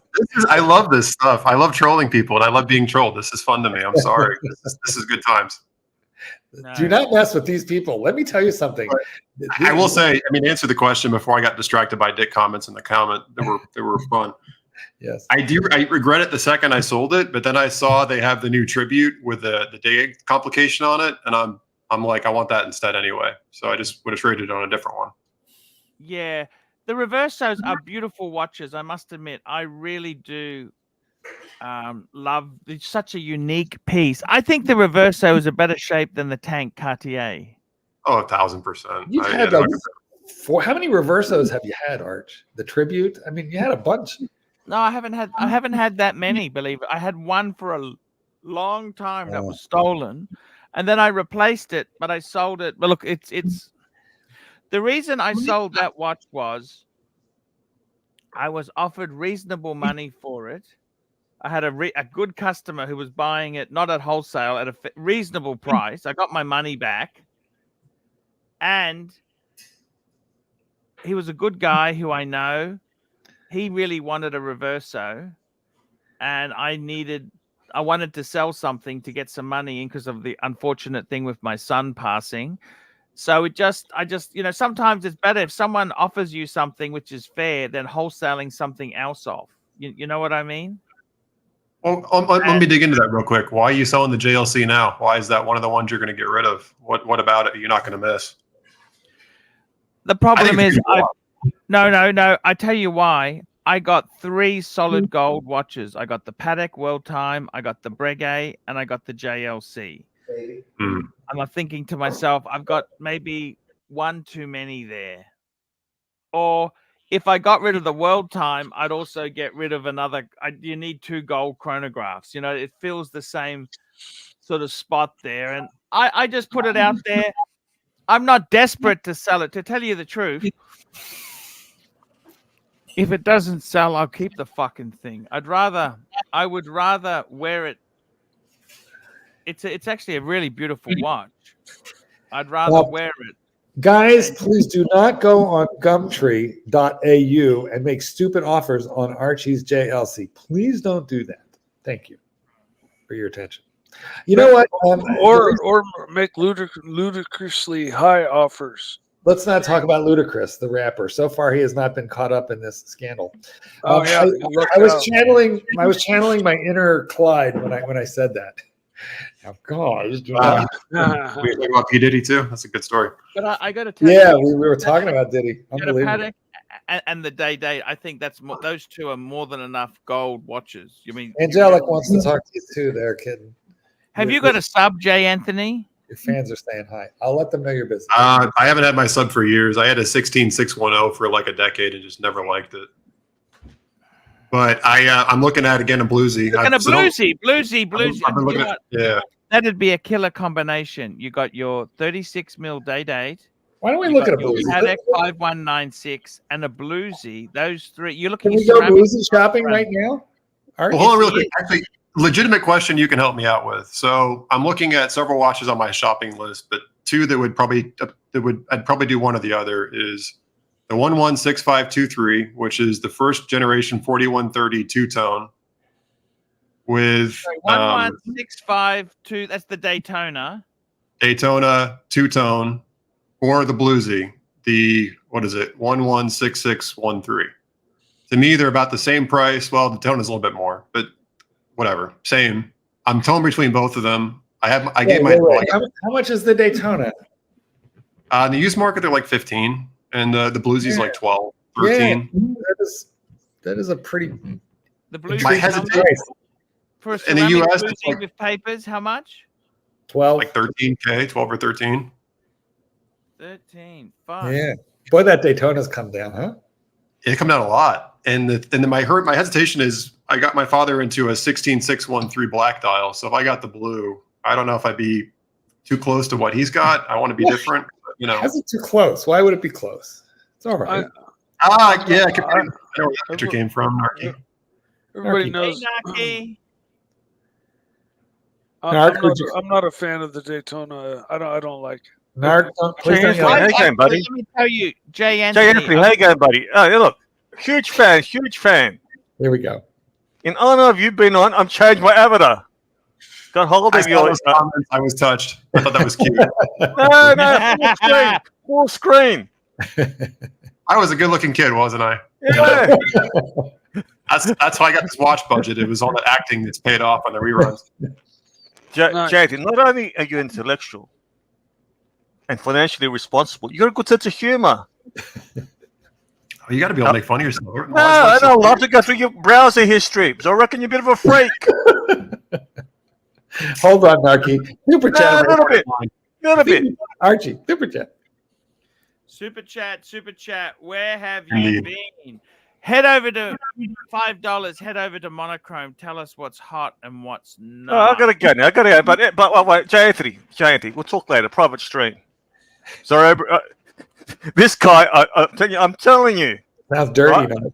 Dirty. This guy is a bit of a freak. Aussie expats got nothing on this guy. Jay Anthony, welcome to the panel. I love you. Huge fan. Huge. How huge are you, Narky? Huge. How huge? You're on to me. Yep. Well, not yet. He's not. But give him a minute. Oh. Why do we have to record this? Can we take this off live? I can't. I gotta watch my mouth 24 on this stream. This will be preserved for posterity. I was almost said prostate, but I think posterity. Posterity. I don't want to hear about your afternoon, Mark. Okay, here we are. Archie, what are you doing there, bro? Okie dokie, let's get this baby up on the screen here. We're going to go over to Monochrome. Let me tell you this. Monochrome themselves there, that's where I was the other day, where we found the, I'm just going to get it up there, Monochrome. Archie's having trouble getting it up, guys. Stand by. We're working on it. I'm in Big Pharma. We have bills for that. It's okay. We do that, right? Yeah. They got a petrol head corner now. They got a petrol head corner. Sildenafil is your friend. Tell me what you think of this. Look at this now. New Citroen. What do you think of that? Fuck, I love it. I like that. I mean, you'd never buy one of these, but fuck, the Citroen. Let's have a look here. What's hot? Not Bell and Ross garbage. AP. Well, this is a forged metal. I don't like that. Yeah, I Tudor. don't like black watches. What are they selling here? What? That's just a Tudor. Smiley face Tudor marquee on a strap. What's the big fucking deal? We got the Gaia series. I do nothing. Hamilton khaki. I don't mind that. I like the numerals. I don't like the hands. Let's have a look what else is exciting here. I tell you, the most exciting thing is this Citroen. Look at this. The fabulous DS SM Tribute revives the iconic Citroen Maserati built Grand Tour. Wow. Remember Citroen was in bed with Maserati? I didn't know that. I didn't know that either. I love that car though, and that gold even works for me. Yeah, in the 70s, they had a coupe. Maserati was owned by Citroen. They put a Citroen with they put a Maserati engine in it. That sounds like an unreliable car became more unreliable. Yes, but when it was working, it was incredible. I'm sure it was great. I've never driven. I love the original SM. I just was in Vegas and they had one parked outside, the Fontainebleau, and I was drooling on it. The SM was the two-door. You know that? The two-door. Oh, this was a four-door. Sorry, what is that? I can't remember the DM. What was it called? Yeah. The SM was the one with the Maserati engine in it. In 1968, following Citroen taking a majority stake in the Italian manufacturer that same year, Maserati got involved in the project. The French firm thought it was a good idea to use Maserati's high-performance experience to bring the SM into production with a fitting engine. With it, it was going to be a GT to rival Jaguar, Ferrari, Porsche. So they've recreated this fucking thing. Look at this. That's an amazing... It used a 2.7-liter V6 built by Maserati. 170 horsepower, which was a lot of horsepower at the time in the 70s. By 1973, the engine increased to 3 liters. It was 180. Well, it's not much more horses. When introduced, the SM was the fastest front-wheel drive car on the road with a top speed of 220 kilometers per... That's pretty good for the time. They weren't necessarily that reliable, however. I've always liked these. Did you see the steering wheel in these Citroens too? They got the single spoke steering wheel. Yeah. Yeah. And I think they like self-right themselves too when you start the car. Don't they go back to center? Didn't they have some weird feature that like straighten the wheels out for you? I know they lift up off the ground. The old ones do because they're like air ride in the back. What did GM think of Citroen and people like that? What are they? They just fucking crazy Franks, crazy Europhiles. That's what they. Well, actually, GM owned a stake in Citroen and Peugeot up until about 15 years ago. They paid money to get rid of it. Citroen and Peugeot tried to force GM to buy them out in the mid 2000s. I think roughly about that timeline, and GM paid them to go away. Why is that? Just such a hard brand to sell, or what? I mean, well, in the U.S., Citroen and Peugeot haven't been a thing since like the 80s, and they didn't sell well. So, but I think they saw them as a company that was bleeding money and didn't want to put more money into them. But I've always thought they were gorgeous. I've always been really jealous you guys get them, but I hear the people that get them don't like them. Yeah, actually, they're just pulling out Australia. That I don't think they're going to survive. I mean, what do you think about them? And I look at a Citroen, especially a 70s one. I think it's a beautiful piece of work. Let me tell you this: if you're going to buy a European car, you want to buy a European car that has many independents that can fix the fucking things. As a design point of view, they're beautiful, right? But as a real ownership experience, I think they're gorgeous, well designed things. The problem is if you're going to buy a European car, you want one with access to the independent market. That's why BMW and Mercedes are so, love or hate them or you will, they have a big stream of independent people who can fix them for you. You don't want to just be tied to the main dealer, because the problem with these sort of cars, they're so specialized, nobody really knows them. You see? And that's a big problem, very big problem. And that's the terrible. Okay, let's get back to watches. New in 2024. Let's have a look here. What other stuff have they got here? Look at this. The Bell & Ross. Is that exciting? Do you see that as exciting? No, not at all. I like that better than a Richard Mille, which is offensive to people that like Richard Mille. Yeah, I'll agree with you on that one. I'd take this over Richard Mille. I find that Richard Mille. And speaking of which, like, this one here, they, despite not partnering anymore with Alpine. Remember Renault Alpine? Oh, we've lost. Oh yeah, Marky. I do remember that. Alpine Markup board. Yeah, ex-Renault, Formula One. Bell & Ross has a strong connection with motorsport. Yeah. Does Bell & Ross a brand you've ever thought? I've always seen it as mid-tier. Overpriced, mid-tier. I used to like them when I was a teenager. They had the aviation gauge looking motif. I think they're cool from a airplane nerd perspective, but as a luxury watch at this point, no. If I could get one really cheap, I'd buy one.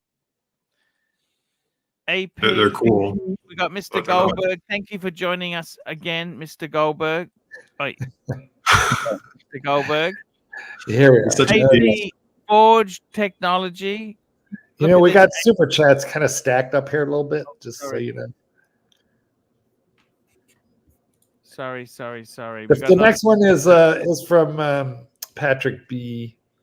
Patrick B. We love Patrick B. J. Anthony not liking the 16610. That's the pre-ceramic sub. Here is akin to a Catholic hating the Pope. You realize this? You know this?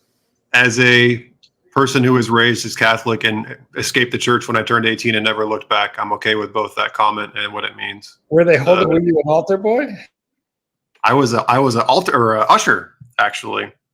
But we'll save that story for another time. But the 16610, the problem with that watch is my friend bought a Seiko Monster and handed it to me one day, and the Seiko Monster felt 10 times the watch that sub did. It had the cheap bracelet with the fold out diver's extension that was like thin metal. The whole thing just felt very clumsy. I think that I've owned a 16. I actually, one of my favorite watches was that I had a 16610. I had the Explorer 2. I had a Datejust 16013, and I had a Day Date. And as a beta, I had a 16800 as a beta. Those are like classic now. This was the end of the 90s, late 90s, just before. And I got to tell you, 16610, I had a really, really minty one. They are a great. I must admit, the thing about that watch is it's not so much the brilliance of the bracelet and that. The thing that makes it so special is just the design simplicity, the colors, the bezel, the crown, the whole fucking thing was just perfect. Okay, I know the bracelet was shit. Okay, bracelet was shit. Yes, get it. However, it was towards the end of the production run, they also had solid end links. I don't know if you know that. I do. Yeah, 16570, they did that too. Now, they were. I also love the 14060. That's the no date sub sapphire. I thought I've owned that watch a couple of times. They're expensive. I always love I love the no date sub when people look down on the no date. Now they actually really want the no date. Become an icon. I'm the weirdo that is never like that watch and still don't, but I respect that I'm an anomaly and that I have the problem. I find it a bit dull. I like the Cyclops, but I know people that hate the Cyclops. Yeah. I had a couple of subs and then I had a couple of Sea Dwellers, and found that the Sea Dwellers fit me better because they were a little thicker. But that they had no Cyclops, and they ran exactly the same date window, and so the date was just literally useless. I couldn't read it without my readers on. Whereas the Cyclops on my sub, I could read the date, which is just invaluable if you want to be able to read your date. Otherwise, go no date. I'm all for just the basic 3-hander. You know what? You actually just reminded me, Mike, what a hypocrite that I am, because I love the 666 Sea Dweller. And that is basically a 1460 and a 16610. Here we go. Patel Philippe, $5. Jay Anthony, tell us a bit about your Rolex Date 8 journey. Thanks, man. Wow. Thanks, Dan. I don't know why anybody would find this interesting. I bought my first Date 8 was an 1803. It was a transitional. It was a 1977 white Roman dial, non-quickset anything. And it was a lower beat rate movement. That'd be a plastic glass as well. It was, and it was, so they were a low beat rate, and they have 0 quickset. Took forever to set. And I had it a couple years, and then I ended up in a very serious relationship with someone who was in extreme poverty. And their wardrobe was from a donation center with stains, and they were begging money for their next meals. And I got very self-conscious and sold it off because I felt weird having it. And then I used the money as a down payment on a house. What happened to that person? Are you still with her? Actually, that's another long, sad story. They died back in 2015 of an eating disorder. That's another sad, fun story. But I'm going to make this really depressing. I don't want to do that. Let me ask you the questions. It was a standard 1803 champagne dial? No, actually, I have it on my channel. It was a white with black Romans. I love that dial. And actually, the 1803, the dial in itself is still my favorite dial of the presidents. I love the classic look of that dial, more so than anyone they've made since. But the thing was a bitch to set. What was the bracelet like? Condition of the watch? So I didn't know enough at the time to know that it was an aftermarket Italian bracelet until I sold it, and I got ruined when I sold it. And I bought it from a famous Bob's Watches in the U.S. who didn't disclose it to me at the time when I bought it. Sorry, say that again. You got it from Bob's Watches. I did, and they didn't disclose to me it was an aftermarket bracelet, so I'm still angry with them. What did they say when you complained to them? What did they say? That would be upsetting. I was pissed. They didn't really. They kind of ghosted me. And then I don't know. I wanted one back for a long time because again, it's just like it's an icon. Did you buy it from Bob's Watches again, or that's it, burnt? Oh no, I bought this one in New York City. I would never buy from them. Well, whatever. I don't want to go down that path and whatever. Yeah, they're fine. But did they? They didn't tell you at all? It was an original bracelet. No, they didn't tell me, and I didn't know any better. And actually, I had Rolex markings on it. It was only when I took it to my local dealer I'm friends with here, he showed me that everything wasn't perfectly aligned up. It was like a knockoff. It was 18 karat gold. They ended up melting the bracelet down for gold value. So I got the gold value of it, but not the value of it as an original bracelet, which sucked. Oh, I see. Yeah, it was a crap situation. But quite honestly, I'm surprised. Honestly, when I picked this up, I thought I was going to get a lot of flack for it because to me, this is like an old man watch. But I love it because of the history with it. But to me, most people in their 30s don't like these things. I'm surprised that people like these things still. I mean, Mark's already changed watches. You're talking day date. You're surprised people like day dates? I feel like people my age, this is considered an old man's watch. This is like the Palm Beach. Yeah, this is like Palm Beach Lincoln Town Car kind of watch in the U.S. Well, hey, with the Lincoln, watch your mouth with the Lincoln. But I'm not the demographic for this watch, but I like being different. Yeah, but you know what? I think it was Mark. So maybe we lost you, Mark, for a minute there. Oh, I said maybe you're just being a hipster and you're into the old stuff now. You know what? That's what it is. I will take that compliment. I'm always ahead of my age, right? Or whatever. I have a 5196 Patek, so I'm just like double old. I need a monocle. Yeah, I've always Patel Philippe, $5. Mike the Snake and Jay Anthony, tell us your thoughts on the BMW M1. Nerd it out, boys. The first motorsport car, straight six. It never got to race. That's a long ass story. I believe they were put together in a Lamborghini factory, if I remember how Yes, this all worked. Lamborghini, that's correct. And then Lamborghini had financial problems, as they typically did. And I believe there's all these stories about how BMW had to break in and get some of their molds back for these things. I've seen a couple in real life. They have really nice proportions and they sound incredible. It's a 3.5 liter straight six, if I remember. Manual transmission. Yes, everything that BMW is forgetting to do these days. Always the BMW doesn't go V6. It's always straight six. And I know for racing, I've seen them on older videos and stuff. They did race them, and I'd heard that it was a popular thing to put an American like small block V8 in place of the 6 because the 6 wasn't reliable for racing purposes, and so a lot of M1s were converted and run that way on the racetrack. What a horrible thing to do, Jay Anthony. Oh my God. Are you kidding me? Well, it's just what I read or collected knowledge-wise about the M1s that hit the racetrack, because they found that the inline 6 just wasn't. I guess I don't know the exact details. So that's like dropping an LF1 in a Ferrari. That's like sacrilegious. Yeah, no, I mean I agree. It's not anything I'd do for sure. Absolutely sacrilege. But no, it's just what I heard about them. That's basically the only knowledge I really know about the M1. Really, other than I loved it. I loved it the way it looked.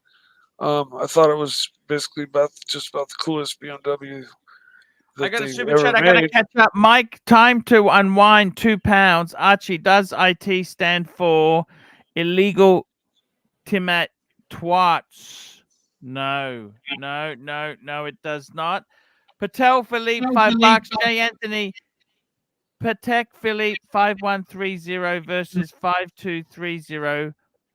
Pull them up, Arch, and let Jay Anthony give us the drum. So what Tan is talking about is he's talking about my Patek versus the Zeal's Patek. So let's have a look. The Patek 5130G. That's the white gold. People dislike this model here because it has the little circle hour hand. The Guilloche is not as nice as the previous one. It's a big size, 39.5 mils. So this is okay. There you go. Versus the model that replaced this was the 5230, which is actually quite a beautiful spread here. There you go. This watch here, it's went more traditional. I think you'd look. Which one do you prefer? Which one do you prefer? This is the question. Which one? So there you go. That's the 5230. They took the crown guards away. You never liked crown guards, Jay Anthony. That's not true. A different style of case. So that's the 5230, and the one before that is the 5130. This is so. Which one do you like better? How big is the second one? The second one is 38.5 mils. It's 1 mil smaller. Okay. So I like the 5130, although I like the center dial, the 5230 being a different color. So assuming there's a different color option, I like the open hand that you said people don't like. Yes. Honestly. Yes. And I like the bigger crown on this one as too. This one looks like it's easier to set to me. Aesthetically, I prefer the white one. It's got nice lines and a little more legible. The other one, the black center is kind of like, real close up. This is actually the reason Tan asked this is that you have this watch. I have this, and he's got the other watch. He's got the other one. Oh, so, I mean, if they were the same price, I mean, one of the other big things is I know the 5.2 just costs a lot more money for the same watch. So it's that to me too is like, why would I pay a lot more for the same thing? But I do like this style. Although I wish it was dark in the center, like the 5230. They Like the actually contrast. do that. Oh, in a really? different Okay. one. They do that in a different one. Let me bring that up for you. They actually do a darker dial. And you know how they do the darker dial? It's on the platinum one. Look at this. This is the platinum. Oh, sold. Yes, thank you. This one right here. There you go. That's the platinum one. Wow.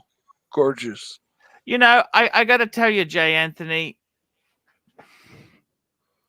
I think in watches there, like I've come back to reality after I had my collection stolen and I'm starting again. I'm starting to realize, I think a world time like this, you have one of these or you have a president. You don't really have, they're so, like, it's funny. Marky, our friend Marky, his fuck off watch, he's got the gold sub ceramic. And I really respect him for that. I think that is a magnificent watch. Okay. In my case, I fell for the world time. It came up. A friend of mine made it come up for me. And I decided to keep that. But I've got to tell you, in your case, you got a day date and you got a 5196. Like, that's two pretty expensive watches. I don't think you need a third expensive watch like that. Like that league is sort of and I get it. The two-tone bluesy, that could be a good thing to add. That's a great piece to add, but it's underneath those two. It's funny. You have these really expensive watches here, and you got to enjoy them. I'm glad to see you wearing your day date every fucking day. Why not? Nobody in the U.S. notices it, or they think it's a fake. So I don't. Maybe I'm naive, but I mean, I wouldn't wear it in New York City. But going to work every day, nobody cares. No.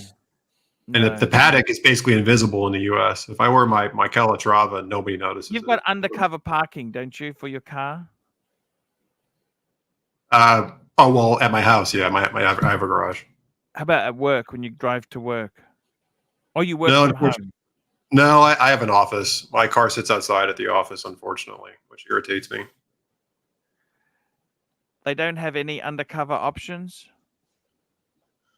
No, and we get hailstorms in Texas, so it's really annoying. But no, yeah. So at home, I have a garage, and but in the office, I don't. Okay. How many days a week do you go to the office? I'm there at least 2 or 3 days a week. Well, it's not. At least it's not 5. I mean, honestly, it's my call. My boss lets me do what I need to do, but I'd like to see I have an organization that I try to meet with my leaders at least a couple days a week. You know, a lot of watches are going to be white gold or platinum. They don't show off. It doesn't really matter what brand, really. No, that's a fair point. It's I got to tell you, I really love this watch, and I'll be honest with you. I sometimes I think maybe I'm being an idiot selling the JLC. I think. Did you sell it already? Did they sell it already? I listed it, but I'm so unenthused. I'm actually going to take it off the market now. I'm going to take it off the market because I'm just sick of. What price would convince you to? I already put a price. I put a price. And if I could get my money back, I probably would. But if I can't, you know what? I don't give a fuck. They're just tire kickers. So Archie, just leave it with the price. Take the watch out. And just tell them, hey, if you guys sell it for the price I want, fuck it. I'm sick of all the tire kickers there. Are you part of any watch communities where you are? Because in the U.S., I'm part of some local watch groups. We trade with each other, so it's a lot easier if we want to get out of something. Yeah, I know what you're saying there. It's one of these things.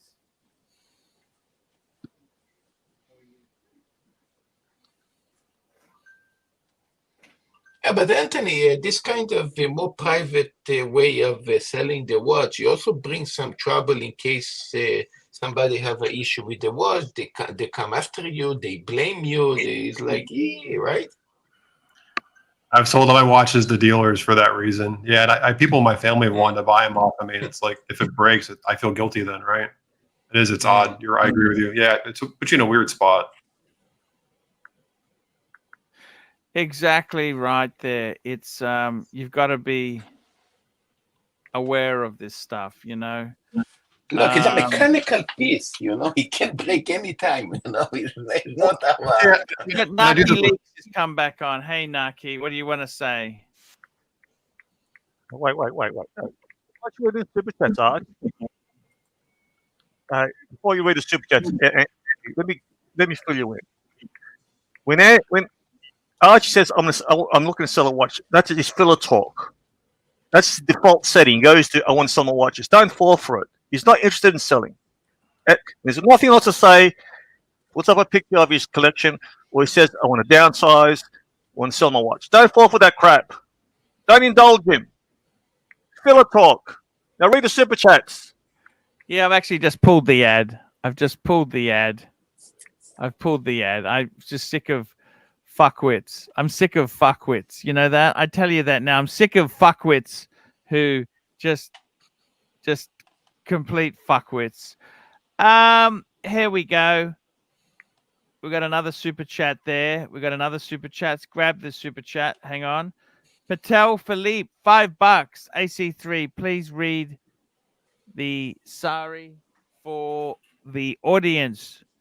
Jab Turi, I don't understand this. Jab Turi Nibuti, Sab Tira Petruti, Jab Tiri Mam Niao, Sab Turi Huna Hu. No idea what that is. No idea. Next super chat. GB 520 Mex. J-Ant, what do you think of the 2.7 inline 4 turbo reliable? What car's that? Yeah, it's my question. Which one's the 2.7? I know of a 2.7 6-cylinder that Ford uses, and I have a 2.34 in my Bronco. Which one's the 2.7? It's a big displacement for a 4-cylinder. BMW at one stage had the smallest displacement inline 6, 2 liters. Did you know that? 320i? What would they call that? 318? Years Yeah, ago. 320. Years ago. Yeah. We've got a super chat here. Piano Dude, Herman Piano Dude. $5 for Curly. Yamak Semo Versho Sem Rashif Verka. What the fuck is he saying there? I got no fucking idea what he is saying in that comment there. No idea. No. I actually do, but it's stupid. Don't even read it. Okay. It's a song. Is it a song? What is that? Is that music? No. It's a sentence praying. You know, Herman's always a little bit on the strange. Yeah. Side. Oh, it just hit me. They're talking about the Chevrolet Colorado engine, the 2.7, and they also have it in a couple other trucks. Sorry, just answer the question. I don't mean to skip it because I know that they donated. Okay. Yeah, I know what you're talking about. I honestly haven't heard enough about it because it's only been out since 2019. I can't remember. It's bigger displacement for a Turbo 4, which leads me to think it's going to be less stressed. Yes. But knowing it's modern GM, I'd rather just have the V8. So I honestly don't know enough about it yet because it's a pretty new motor. But my guess is in a year or two we'll know more about it and probably not good stuff. Why does GM make so many lousy motors? Can I ask you that? I wouldn't say they make a lot. I'd say they have, in general, they either make extremely reliable engines or they make crap. So I would say the Germans tend to make less than reliable engines in general, but when GM gets it bad, GM gets it really bad, or they do like an LS engine which runs forever. So I would argue the LS3 is one of the best motors ever made, and it's a GM motor. But to your point, that when they go wrong, they go really wrong. Archie, remove the hammer and yeah. LS3s definitely hold their own. I'm just trying to find that thing that Herman sent because he wants me to play something. I can't link it. Yeah. I just got to find it because I had to go into a different module, whatever the fuck. By the way, I wanted to come back to what Anthony said regarding the 1803. Rolex that time used to license a bracelet that come from that was made in Italy, in Mexico, in Argentina. I think even in Romania. It doesn't necessarily mean that the bracelet was fake, or how we say, not genuine. They did make them in different countries because of taxes on gold. But hang on. Jay Anthony said it was an Italian copy. The Italian bracelet is a fake. That's a fake bracelet. So it wasn't a legitimate made in Italy. I see. Well, so what you say? They did make some in Mexico. That's true, but the Italian ones, that's generally dealer speak for fake. It's a fake aftermarket because the bracelets get fucked, as you know. Herman, send me that link in WhatsApp because I can't find it. I've got to try and cut and paste it, and it's. Oh, here we go. He sent me. Play the video. Herman, send me the link in WhatsApp because I can't find it on my other module. We got another super chat. Time to unwind. £2. Archie bought a Golf R last week. What do you reckon? I love the Golf R. The Golf R. What year? What year? It doesn't tell me anything. Real quick on the bracelets, I appreciate the background there. That's actually really good context. What gave away mine, I didn't catch the time, is some of the the hallmarks they do for where they stamp the different gold, and the icons were not all lined up correctly, which just looked like it was sloppy. That's what gave it away, and I never caught it. Herman, I want you to paste the fucking link into WhatsApp. I can't find it in the different module. I've gone into I was logged in under the wrong account because someone wanted to send me something. Then by the time I've gone back into the different module, it's not going back that far in history. So I can't fucking cut and paste the link. You need to send me the link in WhatsApp and I will gladly play it. Okay. All I want you to do is that HTTP link.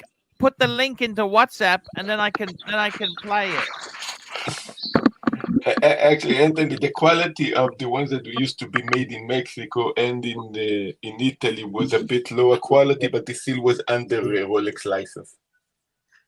As a mostly Italian individual, I'm okay with Italians getting hate that they might deserve. So, okay. Just take it in mind, it still was under Rolex. Rolex is a charity, right? So they have to keep production costs low to donate the most money to charity. That's what they exist for. That's what it's all about. We got a super chat here. Let's go on to the next super chat here. Jay, Anthony, and Mike the Snake pair of watch to the car. The Pagani Zonda. See, that'd be like a Richard Mille. Geo Metro. That's like a Casio. Honda CRX.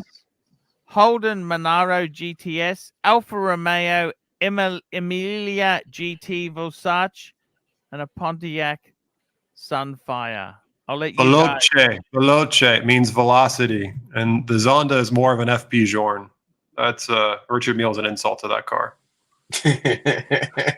Yeah, I was thinking, I seem to remember some Star Trek-y looking MB&Fs or one of those companies that had those really oddly shaped dials that were on scroll rolls or some weird, really ultra crazy, totally off the ball, modern, weird design for the Pagani Zonda. Look, you know what? I'm going to say like this. I don't understand much about cars, but I do love Ferraris and Lamborghinis and Maserati, the Italian cars that also have histories in racing. Just 1 minute. I gotta run this clip. This is for the Zonda. I don't.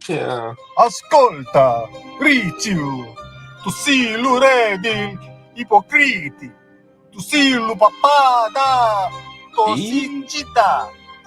e lusinghieri da distruzione. Lasciate la scia di carnizieri, arrestati, punti vai, luputiri di Cristo ti comporta, scappa, ascolta, Ricciu, mamma mia, ascolta, Ricciu, tu sei. There we go. We've run the clip as promised, Herman. Thank you for that there. $10, Herman, to boot our good friend. $10 to boot our good friend Marcelo, but that's your call. Pairing watches, Pontiac Firebird, that'd be like a Hamilton. What's the Alfa Romeo? That's a Sunfire. The Sunfire is the Cavalier equivalent of the. Well, you were making fun of the Cimarron a lot. The Cimarron was a Cavalier. The Pontiac Sunfire is a Cavalier-based car. So it's more it's not quite a Firebird. That would be a massive promotion for that car. Weren't they front-wheel drive? Yeah, they were. They're J bodies. They made them in Lordstown, Ohio, where they anyway, they're good cars. Oh, I love this car. Fuck. They made it. A resto mod. This is a resto mod. Look at this. It's a resto mod. Look at this, guys. I'm going to bring this up on the screen now. The Alfa Romeo. It's a resto mod. That's what it is, guys. Resto mod. That's what the Alfa. So based on a 105. Fuck. Yeah, you know, Archie, one of my uncle in Canada back in the 90s, he actually died from an Alfa Romeo Spider. He died.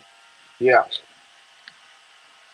It rusted. What happened? He got blood poisoning. The rust. No, he actually fly from a road that was the way from Montreal to go to Miami. So I think it was a cliff road that remind me a little bit Senna with the Arthur Senna, with the steering that he actually wanted to turn, and in the end he went straight. So in this case, he actually flies straight through the cliff. So wow. Nasty stuff. Yeah. Just described most front-wheel drive cars. What do you guys watch Throttle House? Have you ever seen Throttle House on YouTube? They did a review on the special edition of this one, the remake one. I just saw it. Jimmy posted it. And that car is what car is this? Is this Alfa Romeo. So what do they use? Gorgeous. German company Emilia Auto Last. This is the GT Veloce. Okay, it's a modern interpretation of the Giulia GT. What do they use as the underpinnings? German firm has chosen the 2.9 liter 6-cylinder. That's the Ferrari engine, isn't it? 8-speed ZF, rear drive. They want fucking $400,000 for it. Fucking hell. That's just crazy, isn't it? This probably doesn't cost any difference to make a Giulia, you know?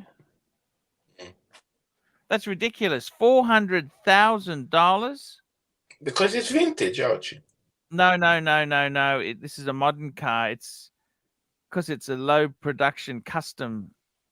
I mean, it is beautiful, but is it 400,000 beautiful? Yeah, to the right person. I say absolutely yes. Is a Paul Newman Daytona over $1 million? I'd say that it's a Seiko. I'd say a Seiko 5 would be the Holden Monaro. Is this a front-wheel drive car? Rear-wheel drive, Mikey. Rear-wheel drive. We've got another super chat here. Let's get on to this. Patel Philippe, $10. Jay Anthony and Mike, thoughts on the Ra Welt Begriff rear-wheel Porsche 997. Akane-san has started to work on the 997 Gen now and used to previously do 993 and 964. Yeah, he was known to prefer 964 bodies as donor cars to start with. He's a famous Japanese guy who just basically you fly him in and he takes your car and sits and stares at it and has a vision, and he goes about physically adding foam and shaping a new body for your car, and you end up with this bespoke body kit done by Raw Welt. And he does primarily Porsches that I know about, and they end up just looking insane. They have the super wide So flares. Mikey, they modified only the interior. They don't modify nothing regarding the engine. Raw Welt, no, I don't believe he does anything about engines. I think he's purely just the body kit. He's just about the body kit. I don't particularly like it, to be totally honest with you. Why would you fuck with a 911? You know what I would like if I had the money to buy a 911, J. Anthony. You know what I would buy? Tell me. A fucking base model spec.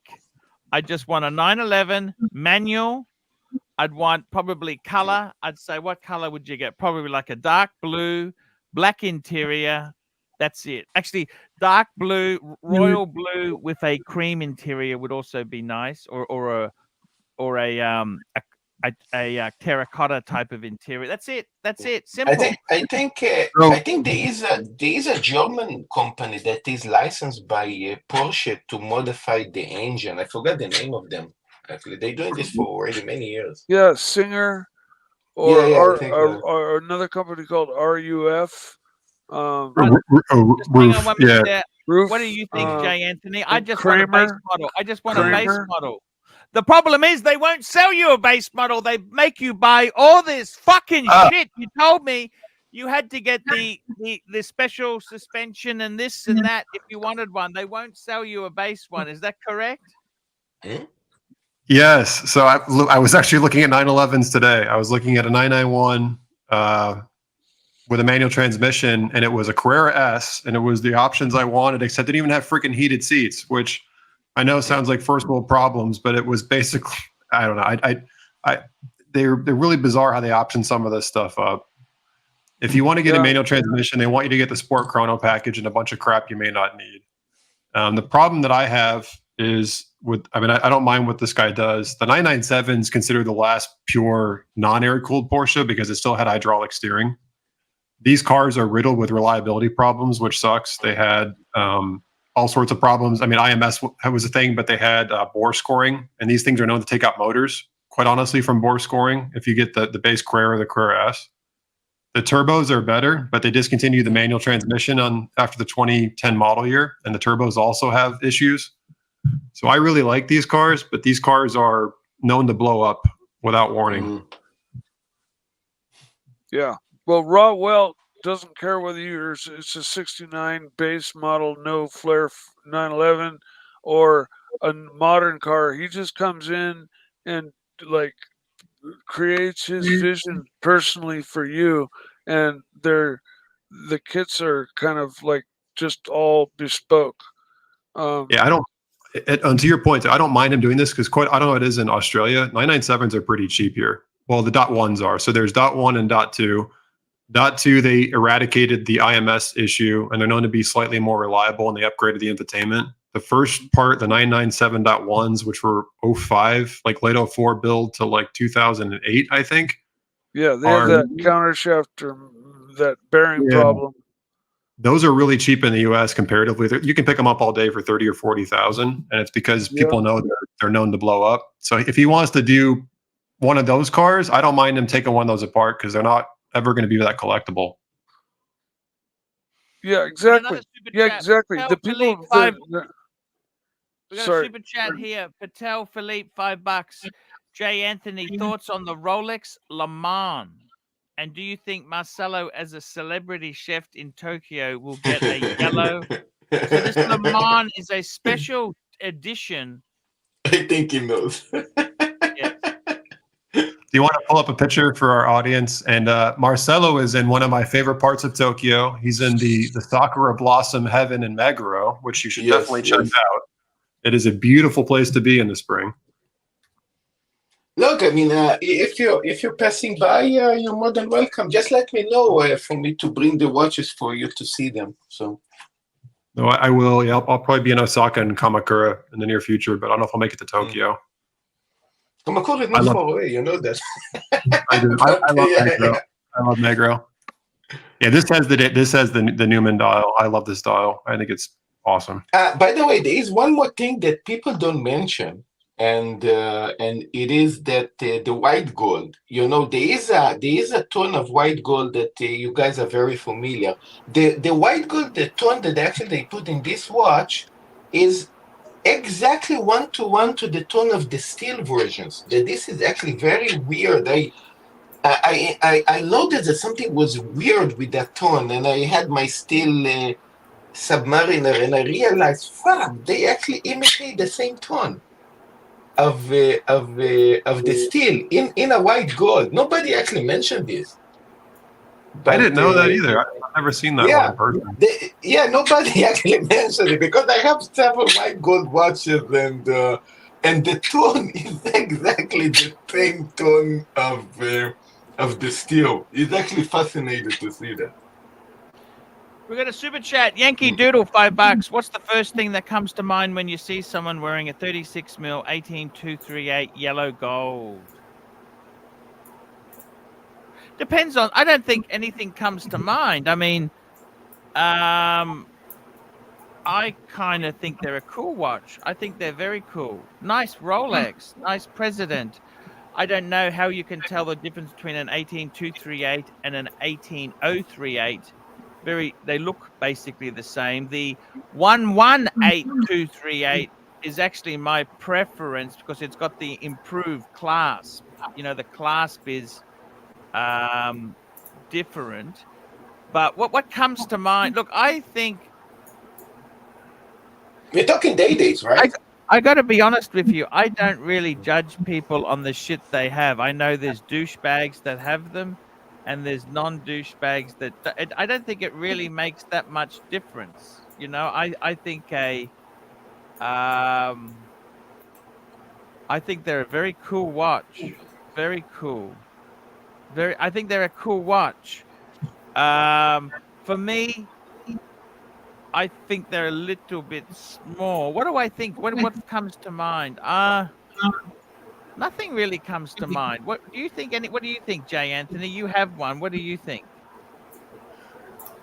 I think they're an old man's watch, but when I see them, I think one of two things. I either think they know nothing about watches, but they made a lot of money and celebrated buying something that to celebrate becoming successful, or they just like historic watches that are just, you know, I don't know. I mean, they have a lot of history, right? It's a dictator and president's watch. Tell me this.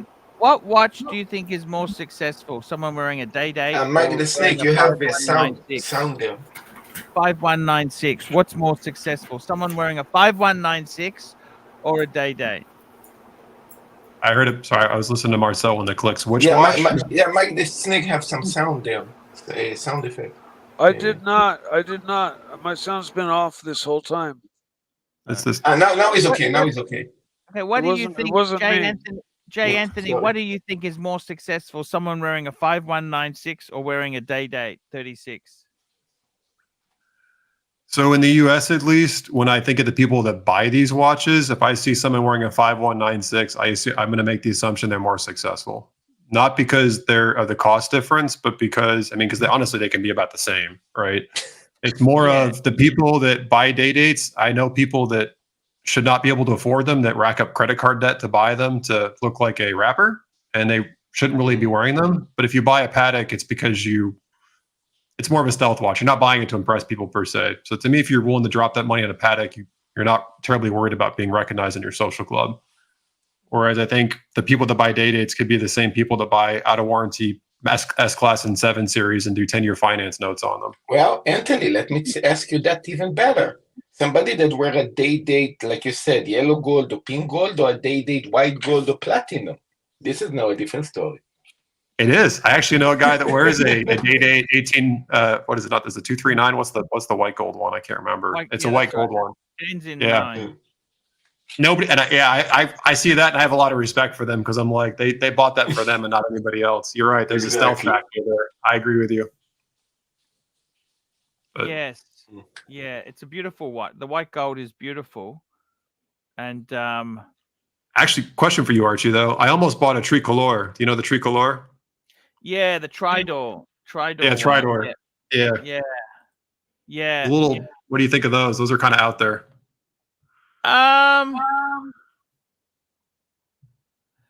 They're a bitch to get links for because they're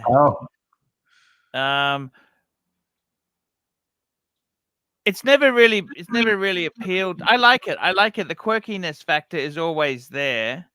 Yeah. It's kind of like a quartz president. You see the oyster quartz presidents too. It's certainly out there. Archie, when you mentioned this, actually the quartz president and also the quartz Dejas that actually they did back in the 70s is a very interesting watch to own today because people that point that the watch might be fake because it tick. And then you try to tell them, hey, this is actually a legitimate Colt Rolex. This is actually interesting there, I like these people who are so-called experts. People pretend. The Goffs, $2. Ducati V4 versus BMW M100RR. Mike, you're the bike person. Ducati V4 versus BMW M1000RR. I'm a Ducati fan by far.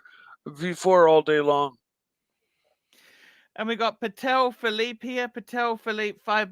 AC3. Head over to the Breitling website and pick an ideal one for Patrick Philippe. We will do that. I'm just getting these. Pick the square of yesterday. Archie, did you know in like the highest level of motorcycle racing called MotoGP, that back in the day they made engines that were V3s and V5s? Did you realize that? And they even made box 4s where they had two crankshafts literally geared together. They had so many different interesting engine configurations. It was a real wild time. Yes, no, I do. You know what? For Patrick Philippe, there's only one watch that I would get for him. Look at this. It's the bullet dial. Mark actually loves it. Look at this. It's a GMT Breitling. Look at that green dial, bullet bracelet. How could you go wrong with that? So this is a cheap engineer Breitling, basically. It's a set of IWC engineer. This is basically what they copy on that watch. What's the size? It's a big size watch. It's just I like the green. It's just a very. Can we just call out the use of an onion crown and how that is a nod to an 1899 style of watch? How that is such an old school thing to do. Yes. We got another super chat here. We got a next super chat is from AD Never Calling, $10. Hey Arch, haven't talked to you in forever. Hope you're doing okay. Breitling sucks and the Pontiff rules. Thank you, AD Never Calling. J Anthony, $5. J Ant, the Honda S2000 has all the markings of a J Ant dream car. Tell us if I'm right or this is the one manual you want to throw in the dump. 10 setting me up. Well played. I don't like these at all. And I'm the one person on the planet that doesn't. And I'm okay with that. And if you have one, I respect you as being a massive car person because this is really an enthusiast car. My issue with this is I actually think they're very good looking.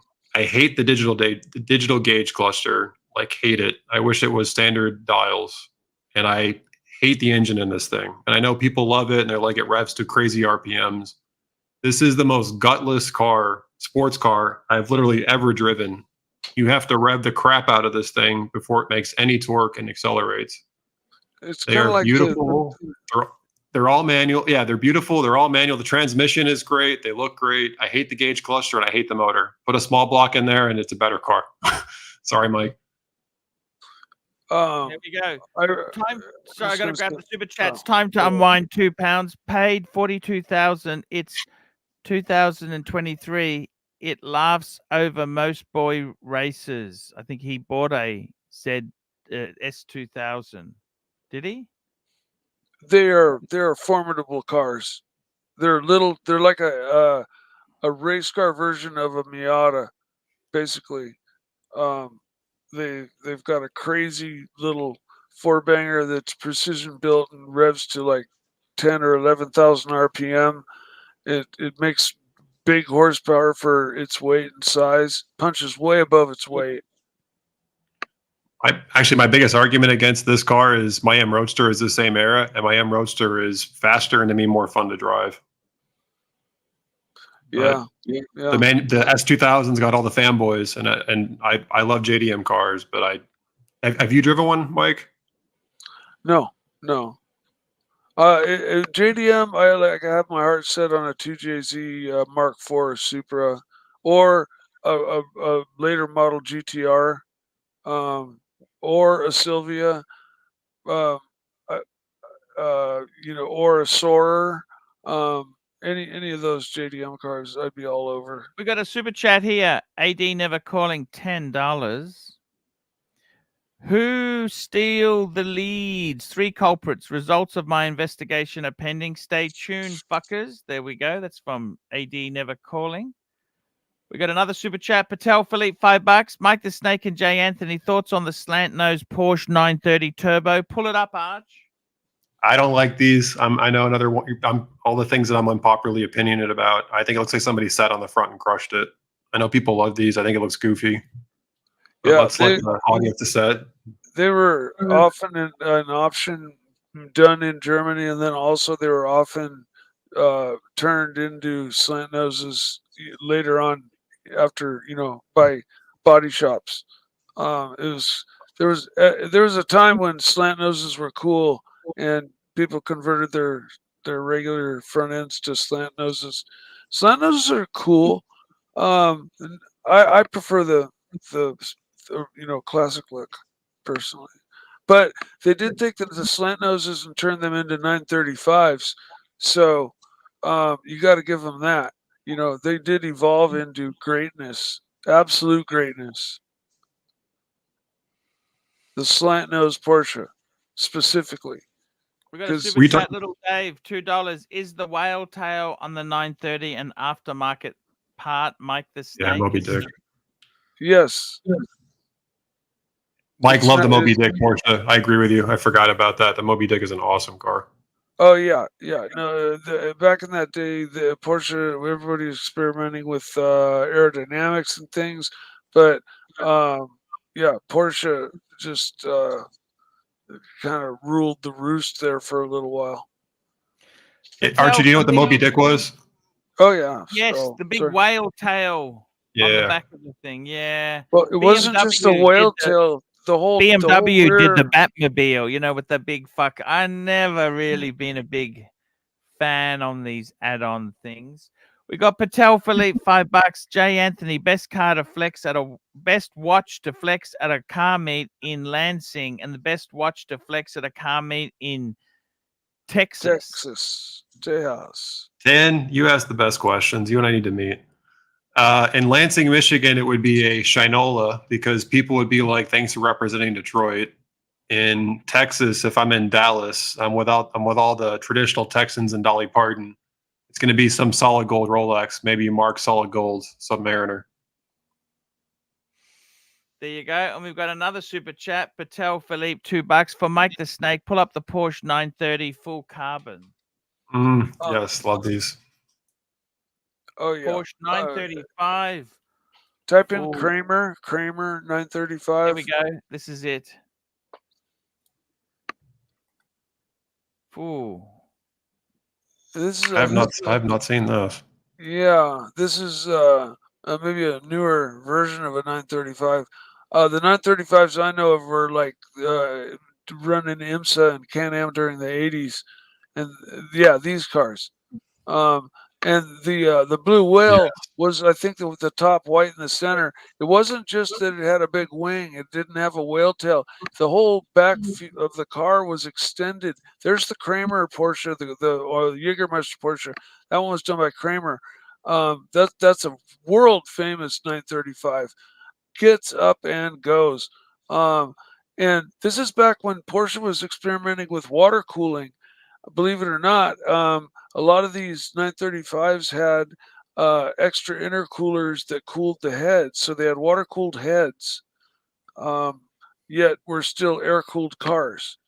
And you know, they really went with the turbo thing on these 935s. These things were no joke. I mean, they could just turn the boost up and get 800-900 horsepower, safe horsepower, you know, that would last the whole weekend. The 935 just an icon, absolute, you know, racing legend. And that's One the of my favorite, Jägermeister. What a one of my beautiful favorite car that is. cars. I got to ask you guys something there. Jay Anthony, you've got the BM. What's next for you on the car front? What car is next? You got the Bronco and you got the BMW.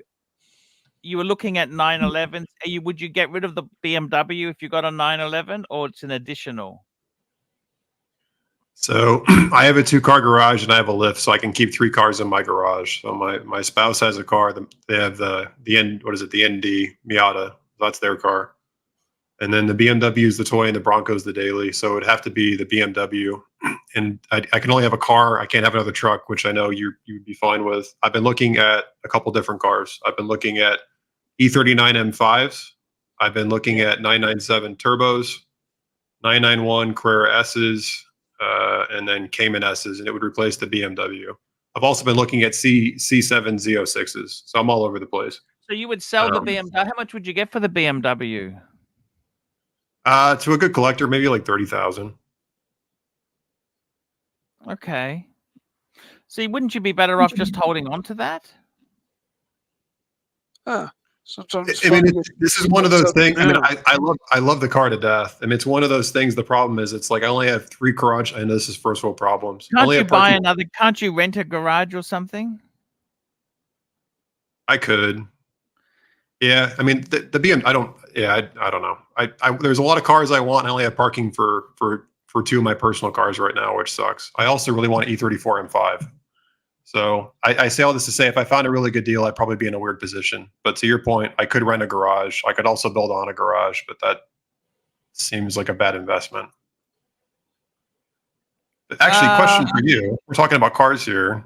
If you just had $100,000 pop up in free money for you, what would you be driving as a toy? I'd be getting rid of my HELOC, to be honest with you. Okay. That was the best answer. That's a bonus point for you. Okay. Okay. So if I had 100,000, look, I got to tell you something. You know, the funny thing is, I've got some mental problems in my head, right? Where I've had a few really bad things happen. So I'm actually very fearful. Listen to this. I'm fearful of my BMW needing money to fix things, because it is a lot of plastic. It's problematic when it's probably not that bad, because it's only 3 years old, right? Like it's I don't thrash the shit out of it. It's looked after. Okay. However, I am fearful of the fact that it can be expensive. I would say, look, if I had $100,000 to spend on a vehicle, you know, what a fantastic choice you could get there. I would seriously consider getting myself into a 911. Which one? Now, well, it comes down to, you know, I like to sometimes buy the non-popular one, but get a really good example of it, like the fried egg. Archie, I actually have a question with you. Similar to, I don't know, let's say similar to watches, you always used to recommend to get used watches because they are way cheaper than buying for retail. I mean, we're talking about a lot of watches beside the crazy hype watches. Would you do the same with cars? Cars are a different animal, because cars themselves there can be very problematic. They're not made to last anywhere near as long as watches are. And I mean, many new cars, look, you buy a 10-year-old or a 5-year, unless it's a lot of these cars. I'm not a mechanically inclined person, so I'd rather have something reliable. The only way to get reliability in a car is to buy the bloody thing new. And Japan is like that. Japan really, they don't buy secondhand. You buy new. You know, you buy new. And yeah, that's why second hands are cheap as hell. That's why. Here we go. Patel Philippe, $5. Jay Anthony and Mike the Snake. Plymouth Roadrunner versus Ford Mustang Eleanor. Mustang Eleanor all day, especially if it's the GT500 messed up car from Gone in 60 Seconds. I love that car. Yeah. I was going to clarify as well. If it was a Ford GT500 like Eleanor truly was, I over a Roadrunner all day long, unless it was, let's say, a Hemi Roadrunner. Then we'd be like on more equal footing, and the decision would be harder. Archie loves to buy unpopular shit, then complain when he. Okay, Archie, a better question. Let's say a Porsche authorized dealer that, of course, he sells the new ones, but he also have the older ones. Would you trust him? Look, I would be very, you know what? The problem with Porsche is what scares me is that I've seen people who have Porsches, and you have to be a prick when you buy. No matter what happens, after you've had the Porsche, you are a prick. So I got to tell you, the Porsche itself, I think Porsche is a bit like Toyota. They put a tax on because it's a Porsche. They charge ridiculously high prices to do normal servicing work, which is completely. I remember years ago, 10 years ago, well, 15 years ago, I wanted to know what does it cost to service a Boxster, and this was 15 years ago. It was $800 for service A, and a service B was $1,500. And you think, fuck, that's a lot of money. But Archie, look, so much money. And I thought to myself, you know what?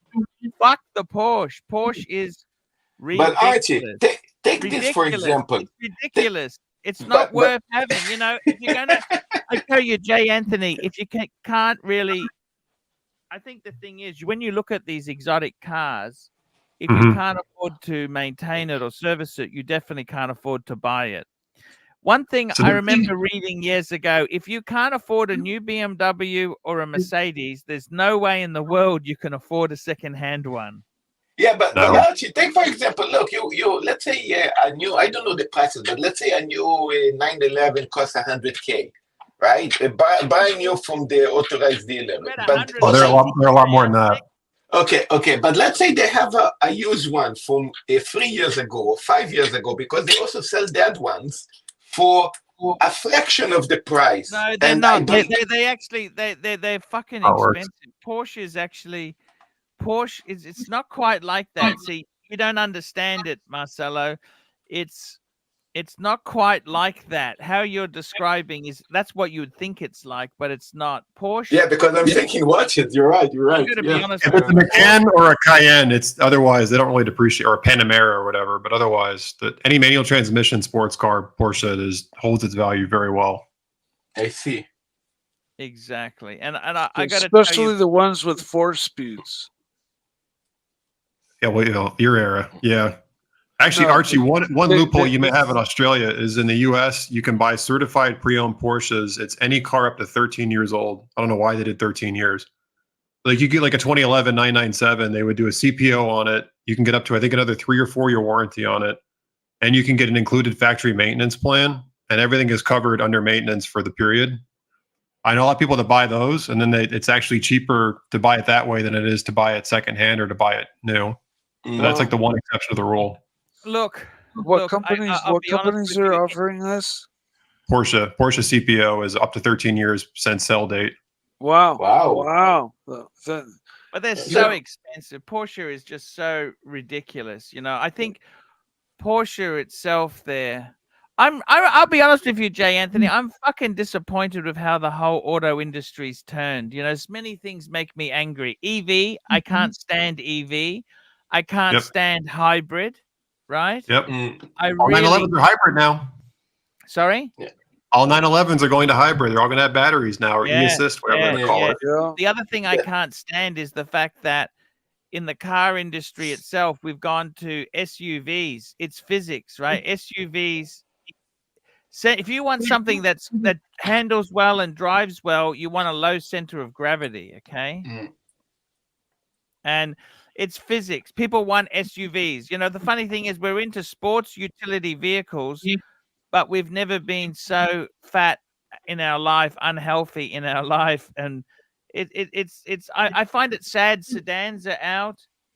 So many of these things have changed here. Speaking of which, we got Doc joining us. Patel Philippe, $5. Porsche 992 911 Dakar versus Lamborghini Huracan Sterato. Ton, I'm with you on the Huracan, the Sterato, man. That's so much more exciting. That car is hysterical.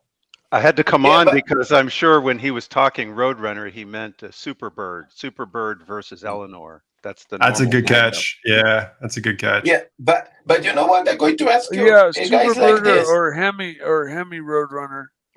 What is the most? Yeah, this is an off-road. This is an off-road Huracan. Yeah, I know it's the 992. Oh, okay, because I know the 992 is their Paris to Dakar rally car, and it's raised all up in all-wheel drive. It's a real famous. You can tell it's off-road because it's an inch off the ground. Yeah, exactly. This is going to. But I have a question about. I have a question about Porsche. Don't you guys think that Porsche can be reliable like a Rolex, comparing to other brands? I know Archie likes to pick on General Motors. Porsche's had as many really bad engine designs. And so I think Porsche has the reputation of being the Toyota of supercars, and they tend to be reasonably reliable. But anybody that's owned a 996 or a 997 knows that those cars are absolutely unreliable in most cases. Unfortunately, the 911s don't do so well. Now, I have a 968. It does excellently, but that's because it was originally designed for VW. You have a 968. Those are rare. Yeah. Luckily, I was lucky to get a MO30 968. And it's great because since it was built for BMW, I mean, all you do is the basic maintenance, and it goes and goes and goes. Wait. I can't take this anymore. Marcellus, for fuck's sake, stop inserting yourself. You're fucking clueless. You got nothing to say. You're not adding anything. And your bird doesn't shut up. You ruined the conversation here. You're clueless. How's it going, Art? Inane questions. Jay Anthony fucking messaged me now and said, who's this fucking idiot on here? Get him off. For fuck's sake, Marcelo. Are you trolling us here? Hoffmeister's joining us. Oh, how you go, buddy? What's up? How you go, buddy? Good. WhatsApp for about a minute or so about how Lamborghini sees the Countach. Countach. The Countach was a horrible car, right? I mean, you cannot see in the back. Then again, you're inserting yourself there. Oh, kick him off, please. I can't take this anymore. Sometimes if you're not a car guy, it's terrible. Oh, seriously. How are you going, buddy? I'm doing well. Marcelo, please. Here. Is this becoming a little clusterfuck on here? For everyone, for every driver. Too much. Marcelo's ruining it. I think is a special car for special people. Daniela Adetto is the marketing director for the Countach. Is there such a thing as a typical Lamborghini purchaser, a typical owner? Yes, very large ego. Because if you're shy, you cannot go around with this car. It's like to go out in the evening with a beautiful woman. Not everybody can afford, not because they don't have enough money or because they have enough power, but because they are not the type that like to go out with a very beautiful woman. Because, this white car is like a beautiful virgin. If you see the red, it's like a mature Why is he having to go at tan for? Why is he attacking tan? An intriguing woman, What are its weaknesses? The weakness is that it's not a very comfortable car, of course. You cannot go with baggages, etc. You must have another car, like a Rolls Royce, that follow you with a chauffeur and arrive the day later, the day after, with all the baggages. And of course, you cannot go with children, or you must have only a beautiful woman, and that's it. Even now, 16 years after it was launched, it's That's for you and the mistress. Fuck the kids. So, we've got real quick, wait. hold on, Narc. Archie, what do you think Can you of pull up this Cannonball Run? guy? Can you pull up Cannonball Run 2? There's an entrance scene with a Lamborghini and two women in the Lamborghini that changes color. This is the perfect follow-up clip. Oh, it's got the dichroic paint. It's got the Daisy Dukes chick from Dukes of Hazzard. Cannonball Run 2 Lamborghini opening scene. I've been dying to watch those movies again. They are so dumb, they're great. Are they on any streaming platform like Amazon or anywhere you've seen them recently? I saw one as a freebie on YouTube. Yeah, I that's the recently right got song. to watch the whole Porky's trilogy on Amazon. Oh, Prime. Porky's is so good. Yeah, I love yes. Oh, great movie. All right, half. You can go online and get Cannonball Run. Hey, we've got to ask half the question everyone wants to know. Did he? Hey, you know, Jay Anthony. Jay, fuck's sake. Poetry. All right, this is the movie. Oh, I remember this scene. This is iconic.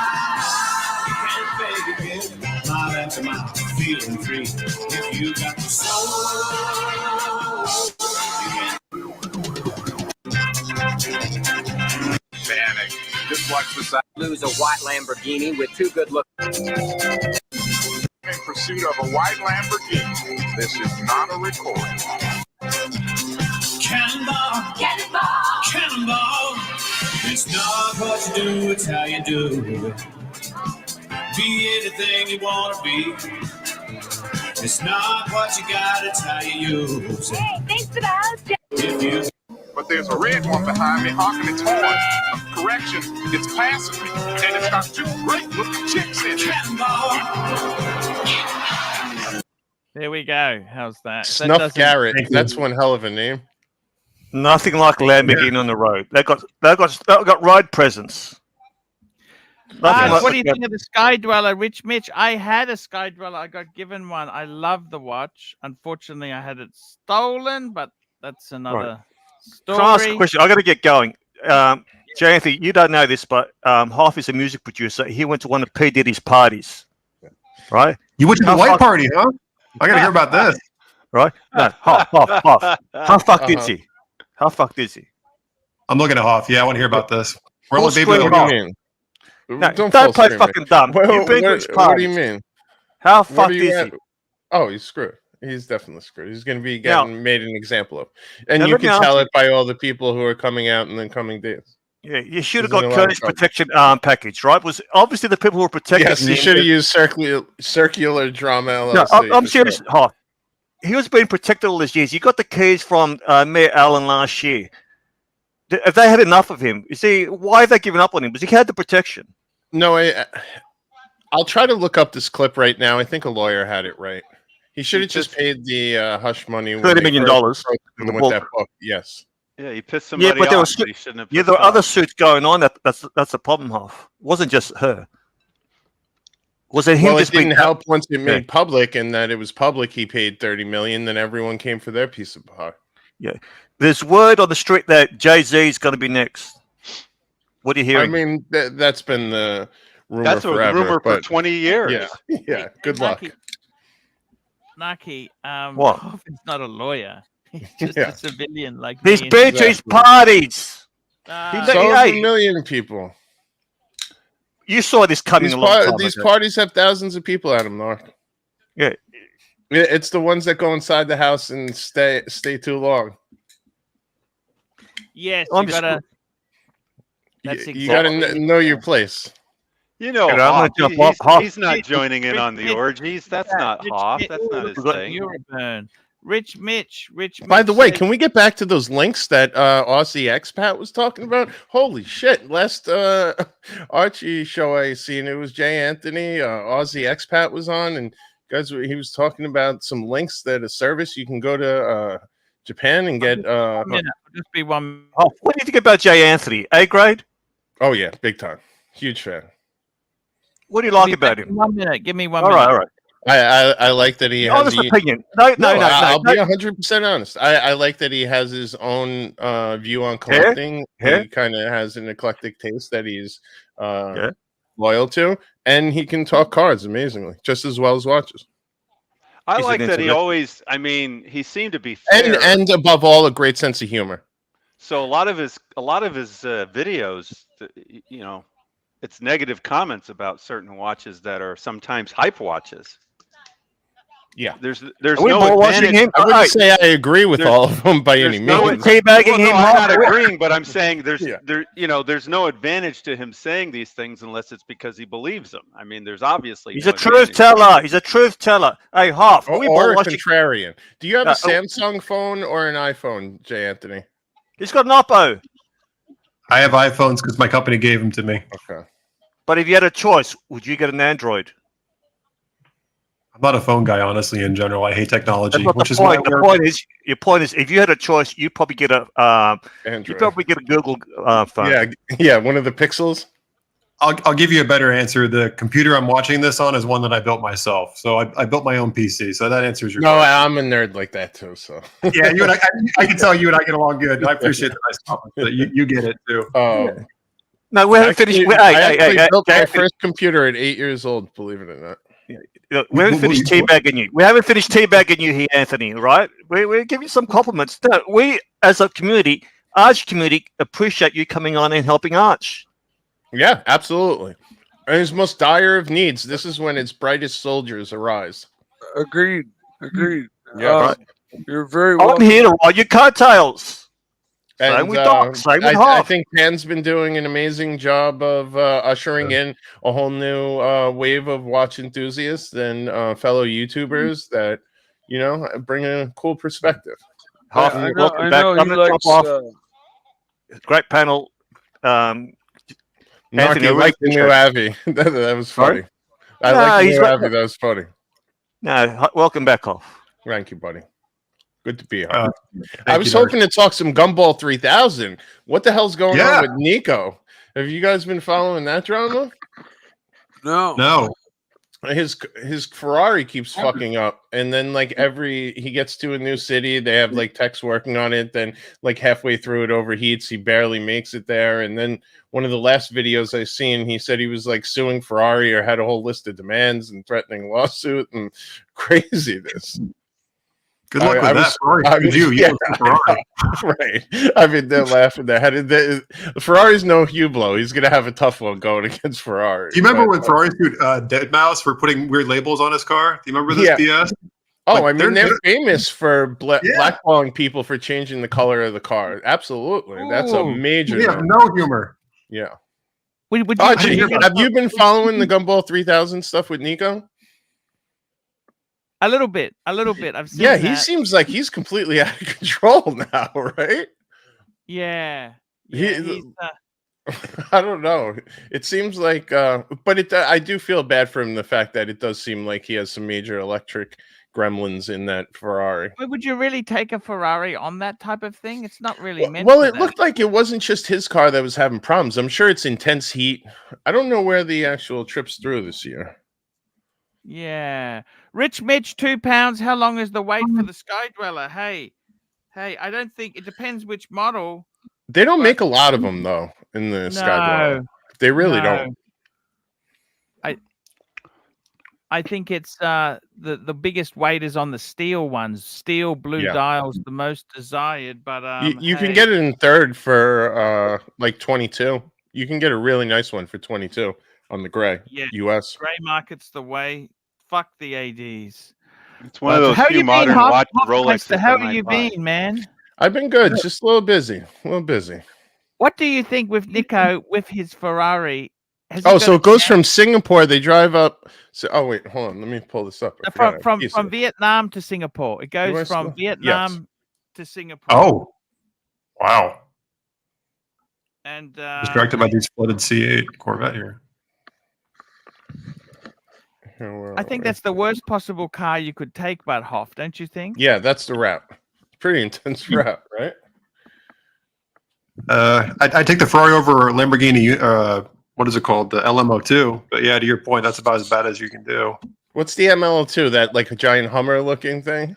Yeah, it was the Countach Yeah. V12 with a manual, but it's like you can't even get tires for it anymore. So good luck. So you're a car guy. What do you drive? I know we talked about this, but honestly, my brain's slipping on me. I have an Audi S6. That's what it was. Thank you. Which I have to say, I'm very happy with the way my ceramic treatment's been handling. I haven't drove it in a while. My wife was taking it to work and parking it outside, and it gotten really dirty. The brake dust was terrible. The brake dust still need a little work to do to get it off the rims, but I'm telling you, it's just a little power washing, some good car wash. That thing's shining like a beauty again, and it hadn't been washed in months. It was really bad. By the way, you get a lot Hop, of pollen, thanks like for tree sap sending where me. you're at. What was that? You get like, would you get like a lot of pollen and tree sap where you're at? Because I'm A constantly lot getting of pollen. Thankfully, not a lot of tree sap. I am vigilant against that because that's a nightmare. Yeah, no, that's awesome. The hard water spots are also probably my biggest enemy. You know, earlier somebody posted the question: if you had $100,000, what car would you buy? I think knee-jerk response for me would be one of the new mid-engine Corvettes. I think they're priced right about in that range, and I think any of the new mid-engine Corvettes would be a really cool car to own. I'm kind of surprised you didn't say a Pantera for 100. You can't get a Pantera for 100 anymore. I've seen them, but I guess you can't be getting the best one, maybe. Oh well, I don't know the listings. I don't look up Pantera listings. It's a sore spot on my heart. So I don't really keep up on them or look at their prices or anything. I saw one in pretty good shape for right at about 100 for 98. And you got to be really selective when you're buying a Pantera because they had issues like their frame, the rails didn't have drain holes. If you drove them in the rain, the frame filled with water that stayed there forever and rusted the frame out in critical areas. And you don't find out until the last second when your right rear wheel flies off the car. And they're also prone to rust in all the other regular places. So you got to be really selective about the car, the Pantera you buy. Best car you ever owned? No, not at all. It was one of the most awesome cars I've ever owned. But Mikey, why no camera on? Miss you, buddy. I don't know. There we go. Hey, bud. Good to see you. What about me, Hoff? You didn't say that about me. Well, I know that ship All sailed. right. Since you insist, here we go. Actually, so I'm going to ask some question to all of you. So, Doc, Hoff, favorite cars you've ever had? You know, I'd probably say my S6 right now. I'm really happy with it. The only thing I just really, really wish it was a V8 twin turbo that they have in the RS6. I just don't understand why they don't make it in a sedan anymore. But yeah, I really like it. And my rationale is this: it's my first car with airbag technology, so I just love the fact that it could either drive like a Cadillac and super comfortable and get great gas mileage if I need to go long distance or driving like on the highway during traffic, or put it in dynamic mode and then it drops 1.5 inches and that's when you really hear the sound of the engine and everything comes alive. So it's kind of two cars in one. And for the area I live in with a lot of traffic, it's nice to just be able to, and shitty roads. So when you're driving in the city, it's nice to have that increased I never height. seen roads so bad. That's New York. No, they're really bad. And right now there's certain areas that they've like dug up the asphalt from that they're gonna repave because they always kind of do it right before this time of year. And there's just so many areas where there's no warning whatsoever, and it just ends and you just hit this choppy, shit. It's really bad. That's why I would say that's definitely my favorite car. If it wasn't for that, I would say my VR6 Jetta. I just really love my manual VR6 Jetta. And I feel like this car is kind of like the next iteration of that. But I'm hopeful for next year hell? to get either an RS7 or something, an RSQ8. That's my goal for next year. RS7, yes. Yeah. I'm distracted by whistling diesel down here. Yeah. What about you, Doc? You didn't answer. Crazy footage on that. The best car I have is my current favorite. The best one is the M3, and the Porsche is right behind it. It's got airbags, but it doesn't have quite the safety that the M3 has. But I still miss the dangerous cars that I used to have. So I had a 66 Corvette, very dangerous, and a 65 Mustang was the first car I bought out of college, also very dangerous. But I like them a lot. Which one do you like better, the Vet or the Mustang? I think I like the Mustang the most. And I did things to it. I'm a mod guy with my watches, I guess. Never thought about it. So I took the automatic transmission out of the Mustang because that's what it was born with, and I put a original 4-speed in it. And then I had all kinds of people seeing me with the car and asking me, "Is it for sale? Is it for sale? Is it for sale?" Once I did that, because it was in pretty good pristine condition almost, except for it had an automatic, so it kind of sucked. And they could see it was an original 4-speed. So you made it better. Yeah. And then I rebuilt the engine on it. That's why I kind of fell in love with my Jetta, because that was a car I had so many like bolt-on mods on, and it was at a time where that whole Volkswagen like revolution was happening. And when you do those mods, it becomes yours. It becomes yours. Yep. You start loving it more. You do the next mod on it. Yeah, and then you get like coilovers, and then it just keeps going. It just doesn't stop. And so it's kind of hard for it not to be a favorite when all is said and done. I'd probably still be driving it if my nephew hadn't smashed it. The Mustang. We got Dr. Bob's Nightmare, $5. The Stayer Punch Pins Gauger. Bring it up. The Ultimate Ute Flex. I never heard of this. What is this? I'll be right back. I gotta find my phone. It must not be Aussie. Yeah, it sounds German. I have no idea what it is. I have a picture of my favorite car. I built it when I was 19. It was my first mid-engine car. It started out as a rear-engine car, but I converted it. I put a 327 small block through the door. If you want to go full screen, this is my 66 Corvair Corsa. Yeah. With a V8 in the mid-engine. And we were talking about getting Corvairs. Yeah, me and fun. Mikey were talking about that. But this one was converted to mid-engine, so the flat 6 is gone out of the back, and there was an engine right behind you. And I built the car as an autocross car, so I had a set of accompanying slicks that I would drive strapped to the back of the car and 2 inside the car to the autocross all day, and then drive home. The thing was awesome. After we talked about him, Mikey, I looked him up, and it's hard to find a decent Corvair now for under 20. Yeah, no, they're finding their value, just like the 914. 10 years ago, you could get it for $1,500 all day long, and now they've discovered their value point, and they're in the 20, 30, 40 range for a non-rusted out example. Yeah. And here we go. This is the Stayer Punch, some sort of German utility vehicle.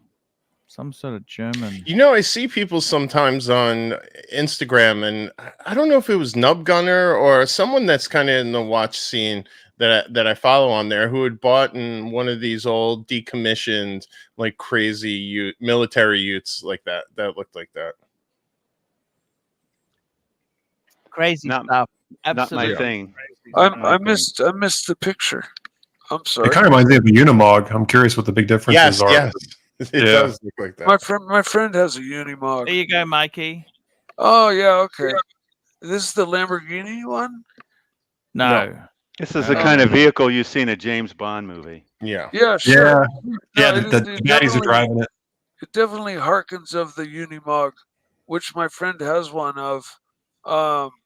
Yeah, my friend's got a Unimog. They're similar. I think the Unimog wheels are bigger, taller, but who About 20 who grand for makes the. that? Who Actually, makes it? this converts to a better question. So one of the worst cars that people like to drive is actually the Hummer H1. If you've ever driven one, you know how terrible they are to drive. A friend of mine has one. Terrible. Yeah, they're awful cars. I mean, and I love them, but they're terrible cars to drive on the road. I'm guessing this is the same way. Any cars that you think people massively overappreciate that you know are actually terrible cars?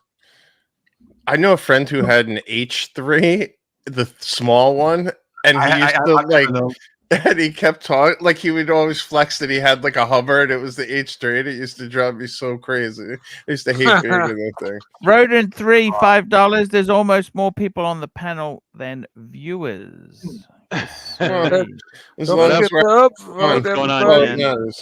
Make sure to upvote. Guys, it's been a great show today. I want to thank everybody who's come on. Who just bummed you out that's making you end the stream? No, we'll keep got on it here? going. We'll keep it going. I got to go to the toilet. I'll be back. I'll be back. All right. We'll take a toilet break instead of you I'll pulling be the back. ripcord. Who's playing the videos inside? My friend Eddie. Got to be Eddie, right? Yes. So what's going on with you, Doc? How have you been? I'm doing fine. Thanks for sending me an M3, another M3 that I'll never be able to own. I didn't even know that existed in the E43 with the V8. Yeah. Who was it that also sent me a similar link? It might have been Serdi Danny. E43? What's an E43? He meant an E46. Sorry. Oh no, that's cool. I'm like you're blowing my mind here. What do I not know about? Sorry. Go ahead. You know, it's the E46, the limited race M3. Yeah, hold on. I'm trying to pick it up. The CSL? No, not the it's not a CSL. CSL. CSL is actually something I could own if I really wanted. This is the. You're talking about the non-production car that BMW made. What's it? I thought it was a small limited production. I'm so confused now. Here we go. Hold on. If it was small limited production, it was limited as a race series, and I think it was limited to less than 20.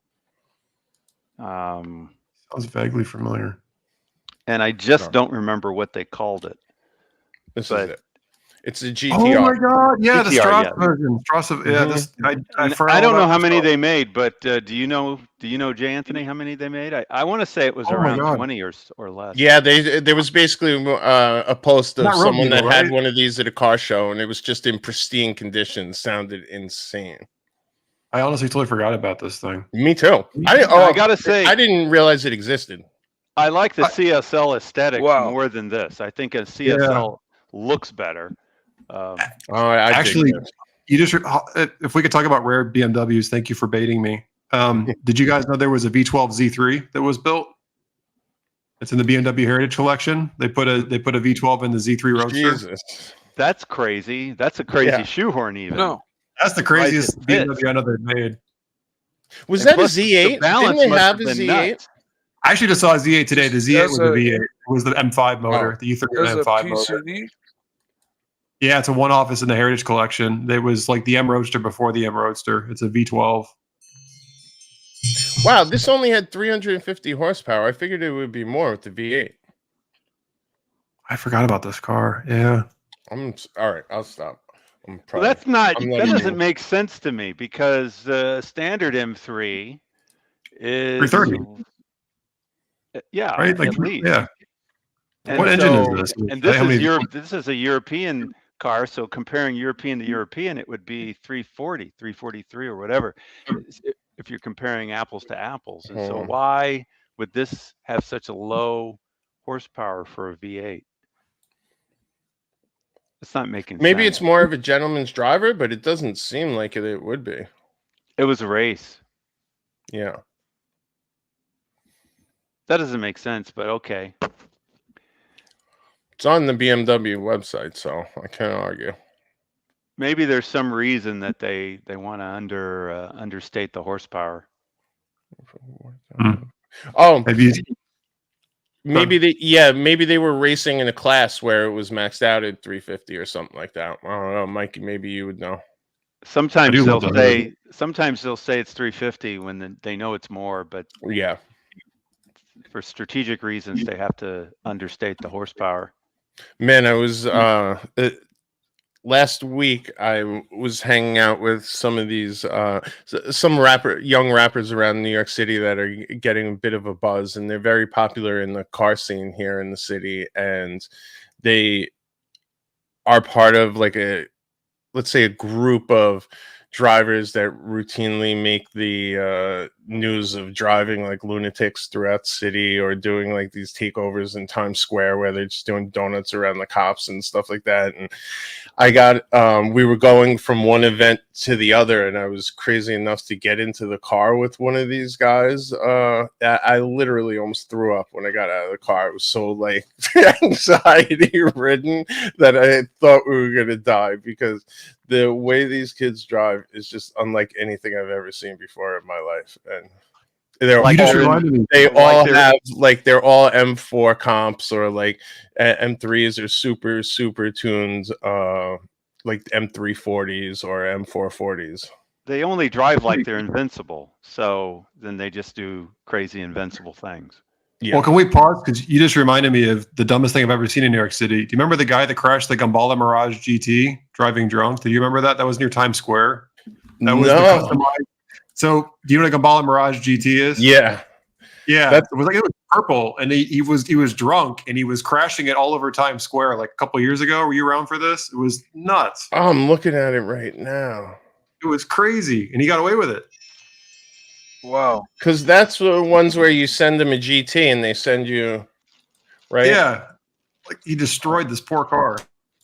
I think. Did somebody film it? Are you saying you watched it? Somebody filmed it? There was a lot of news coverage because it was the guy was like, drunk.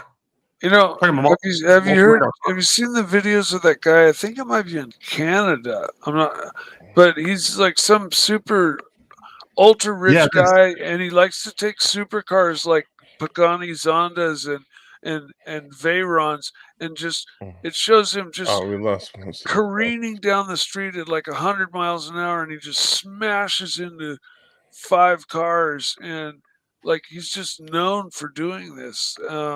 And I guess because he's got so much money or something, he keeps getting off, but he just like goes through a supercar like it's a disposable napkin. You know, Mike, you bring up an interesting video, or you remind me, an interesting video I seen in the past couple of weeks on YouTube was an accident that happened on the how do you say it? The Nuremberg? The Nürburgring. Nürburgring. Okay. Where there was a guy who had a GT2 RS and was driving on there, and he was driving beyond his means and slammed and crashed into someone who had like a Pagani Zonda.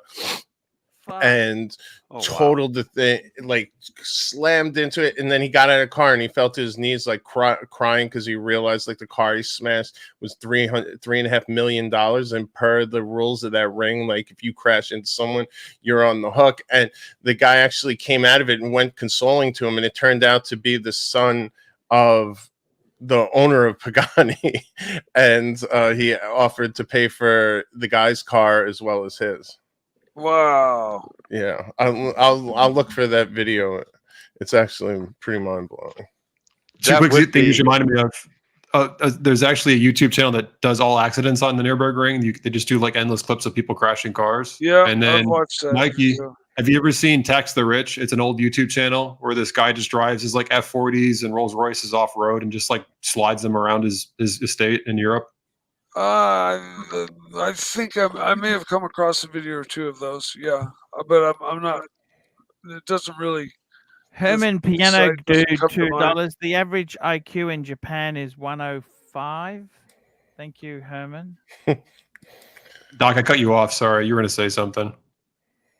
Oh no, I might have been somebody else, unless it was a long time ago, and I have no memory of what I was going to say. That happens all the time here. You and me both. Yeah. Hey guys, I gotta go. Hey, Mikey, thanks for coming on, man. We loved you. Thank you for coming on, man. Yeah. Hi, Hoff. I didn't get a chance to say hi to Hoff. Hi, buddy. Hey, Mikey. Hope you've been well, pal. Say hi to Mom for us. Yes, I have absolutely. been well, thank you. And she's doing well as well. Thank you. And Jay Anthony, so it's always a pleasure. I learned so much from you, and it's incredible. I love it. And I very much value you on the panel. And everybody else. Can go fuck themselves, Mikey. It's Jay Anthony and no one. I forget. I'm getting burned up on a date. I forget the names of who else. He was on going to the say panel. exactly the same thing about me as well, and I appreciate the thought, Mikey. I appreciate the thought. Yes, exactly. I enjoy talking to you too, Mikey. So, okay. So, anyways, good night. Have a great. Take care, Mikey. So it was a Pagani Huayra? Oh, Huayra. Wow, that's the current Huayra. one. Huayra. Okay. So we probably had a Visoc package GT2 versus a Huayra. Yeah, that's all right. So a Huayra is like a $2 or $3 million car, probably, depending on which one it was. Yeah. So let's see. I don't think there's. Pagani also makes special track editions too. Oh no! Ouch!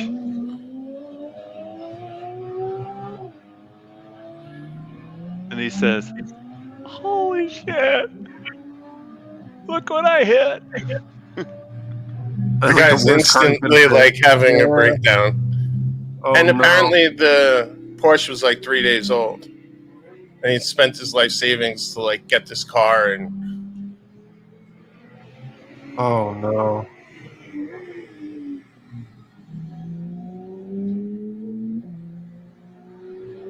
Why aren't they? Because they care about the cars. They don't care about the people. No, this wasn't the. Hold on, I want to see if they showed. They at some point you see the guy walking. Oh, here. Yeah. So that's actually the son of the guy who owns Pagani. That's Horatio's son? He's telling him, "Oh, it's okay. Don't worry about it. I'll pay for both cars." Who's paying for both cars? The Porsche guy or the Pagani guy? No, the Pagani son. guy. I didn't know Horatio had a son, but I guess he Whose would. fault was it? Whose fault was it? It was Porsche the driver. guy. Oh, you missed it? Here, I'll play it again quickly. Well, I don't know what it is in Germany, but in the U.S., getting track insurance is near impossible. So I'm guessing this is all out of pocket. Yeah, that's what I was Absolutely. reading. Absolutely Yes, out of pocket. See, look. absolutely. Boom. Yes. Oh, And I'm sure that's all carbon fiber, so you are fucked. oh, I just heard my front door open. I got to run, but now I'm officially sick, so I wish I hadn't watched this. Sorry. No. Sorry about Once that. again, Hoff, thanks. Thank you, I Doc. always know how to Thank you, clear Mark. a room. Take care, buddy. Have a Thank good you, one. Archie. I'll catch you guys later. Hey, Later. thank you, Jay Anthony. Thank you so much for coming on. Oh Look my at God, this is. Would you actually go to that Nuremberg ring and drive your? I would love to. That would be my life stream. I would love to, but I wouldn't want to never- drive my car. I would want I to. wouldn't like, drive my car. I Yeah. might drive a rental car. Yeah. Wouldn't it be great to pick up a European? Often with BMW, and they had a European delivery program. You could pick up. You could spec. You know, your car. there, Arch, I subscribed and got picked for the BMW M5 driving experience that they were doing by Shea Stadium here. It was just on a day I ended up having something I couldn't leave, but it seems like I heard it was pretty cool. They set up a bunch of like pylons and stuff like that and put an instructor in with you and kind of get you put the car through its paces. You couldn't attend that. What the fuck? Were you meeting the Pope? No, I had a, I had a work meeting. What the Well, fuck? I figured if I got on it, you know, once I could get on it again. Not happy. No. How couldn't you just fake a cold or something? Come Well, on. no, it was something I needed to close. Yeah, I know. What, you had was a just meeting? it wasn't like it was in a Madonna? track. You had Madonna and the It was. Beatles there? It wasn't on a track. On a track, I feel like my nephew's my niece's brother-in-law, right? My nephew, I guess my nephew-in-law's brother. He just got a 2018 M5 that he's been putting a ton of work into. That he's actually been tracking. That's pretty cool. He did the whole. It's a twin turbo V8. And he did the whole downpipes and full exhaust. Sounds insane, and has Mickey Thompson's on it. It looks so ridiculous for an M5. My God, man. So, Arch, what have I missed? Has it been fun? Have you been? You get out of your funk? You seem in good spirits today. No, it's all good there. We had a good show. We had a really good show. It's great to see you there. I got the windscreen. I told you windscreen got replaced. Oh, the windshield. Yeah, because I didn't want to put an aftermarket one in because at the end of the term I've got the option to give the fucking car back. Mm-hmm. I don't want to be stuck. Because if you don't put the right windscreen in, they're not going to take it back, and you can bet your bottom dollar they check those things out. Half. My wife's car goes back Monday. Oh shit! The 330. Yes, I What's she want to getting? see. I want to see if they get me on the plug in one of the run flats. I know they got it, but they haven't mentioned it. I brought it in for service for her twice. I got one of the run flats plugged when it had a flat. Oh, they wouldn't know that. How would they know that? Yeah, because tire shops aren't supposed to do it technically. So what is your wife getting to replace it then? So right now she's unsure, so she's gonna just use my car. Oh wow! But she was a 3 Series person. She always gets another 3. Yeah. Why wouldn't you get another? Because 3? there aren't they coming out with a full new 3 Series? It was something that there's not the much. She doesn't want to get the last model. She wants to get the newer one. Huh? She couldn't keep that one for a bit longer. So she could have extended it, but they weren't giving additional miles on it. So she feels if she extends it, she's going to go over in the mileage and it's just going to end up costing money. And she kind of likes my car and I haven't been driving it. I have it for over 3 years and it has 15,000 miles on it. So when you say your car, you mean the Audi? Yeah. Yep. Oh, so how do you get to work then? I always take train. I'm walking distance from the train station. Oh, of course. Why would you take the car, especially in New York? Yeah. It's a bit. Okay. Fair call. What does your wife? Does she drive far for work? It's like a 9-minute drive for her. Not bad at all. She got undercover parking. Yes.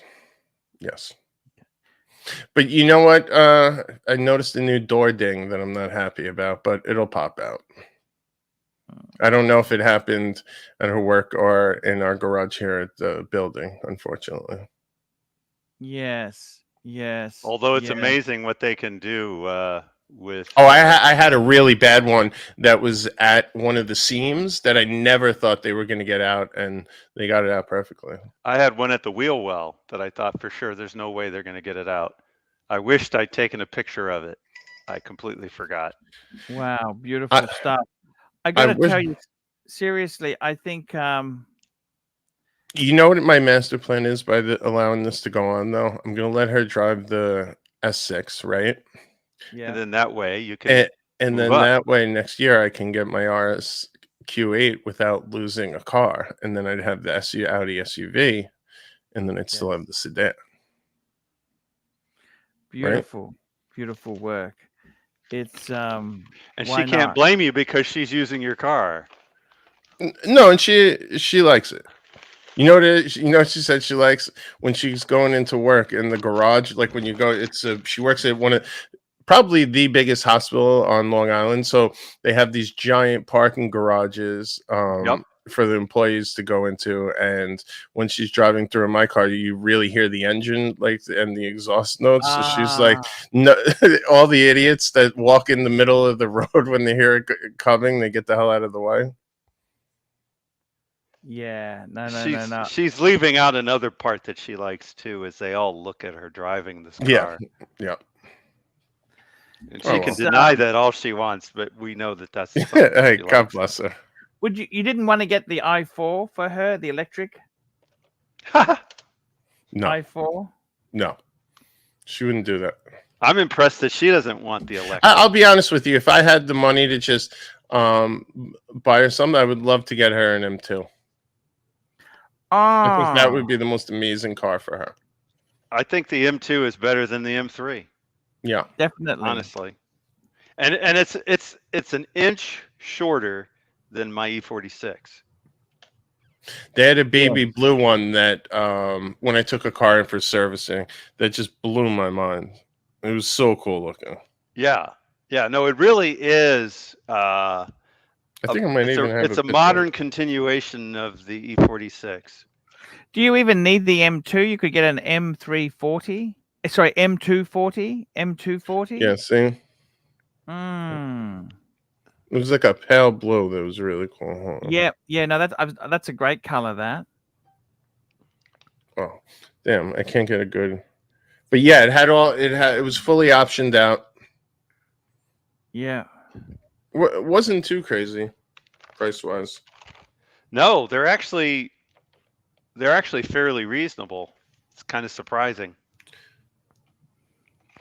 They had a really nice M3 comp, but from what I understand, they're upgrading everything. So I don't want her to get anything crazy in a year that they don't. It's going to look old in the interior because I think it's a massive upgrade. We're gonna have to wait and see what they do. I know, because the upgrade may include huge nostrils up front. Yes, the beaver teeth. We don't want the beaver teeth. We don't know what's going to happen. I don't understand what's going on with all these European car makers. I think between what they're doing in the engines and some of the design cues where they're all kind of chasing what the former designers that used to work for them are doing at the Korean car companies now. There's a guy who calls himself Sketch Monkey, who's a designer and analyzes the various car designs, and he just talks about how the people at BMW are lost, and they have their teams set up as if they're not talking to anybody else. So the team who's working on the 3 Series is not discussing what they're doing with the 5 so there's Series. no overall brand language. Yeah, because they're completely separate, doing their thing. Different assignments, and that's the way the car industry always has been, where you have different assignments within the manufacturer, but there's usually communication between them all. I can't believe how bad they kind of fiked up the M5 these days. The 5 or the 3? The M5. Exterior or interior? No, the whole all in. I mean, the whole platform and everything. Yeah, a plug-in hybrid, and it weighs as much as an SUV, if not more. It's 1,000 pounds more than the last model. It's not the only thing, right? I mean, it's an option, right? What? Getting the plug-in hybrid is no, it's the only way to get an M5. What? Yes, there is no more internal combustion M5. The last one was in 2023. God, that means big money for the people who own one and got in before they did that. Yeah. Man, oh man. That's why I was looking at one earlier this year. I seen a nice one that they had a reasonable deal on, but then I found out the reason they had that deal is you couldn't CPO. It wasn't a CPO, and I was scared to go into anything that was used without a CPO. That's apparently amazing. with the BMW CPOs, they're one of the most strict ones. And the guy said, the guy was a pilot who owned it, and he was just, I guess when they go flying internationally, like they could be gone for a couple of weeks because they're flying at different parts of the world. And he missed a certain. He was like a month or so late from when that service was due, and didn't miss the window, so they won't CPO the car because the records aren't within. The requirements don't meet the requirements of a CPO for that model.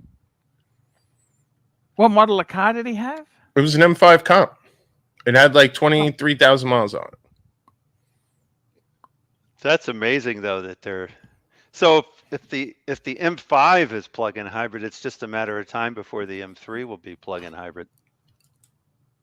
I mean, correct. I mean, it's just a Correct. matter of time. It's right around the corner. It might be within 5 years or less. Hopefully they do what Audi does and start to hedge the bets where they're starting to make versions of both. And if it's a plug-in hybrid, then it also means that it's going to be automatic transmission only.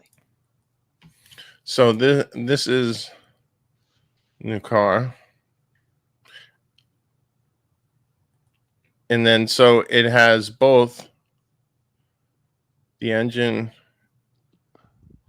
twin turbo, V8, and an electric motor that doubles, but it's a fully plugged in hybrid. Notice the transmission though.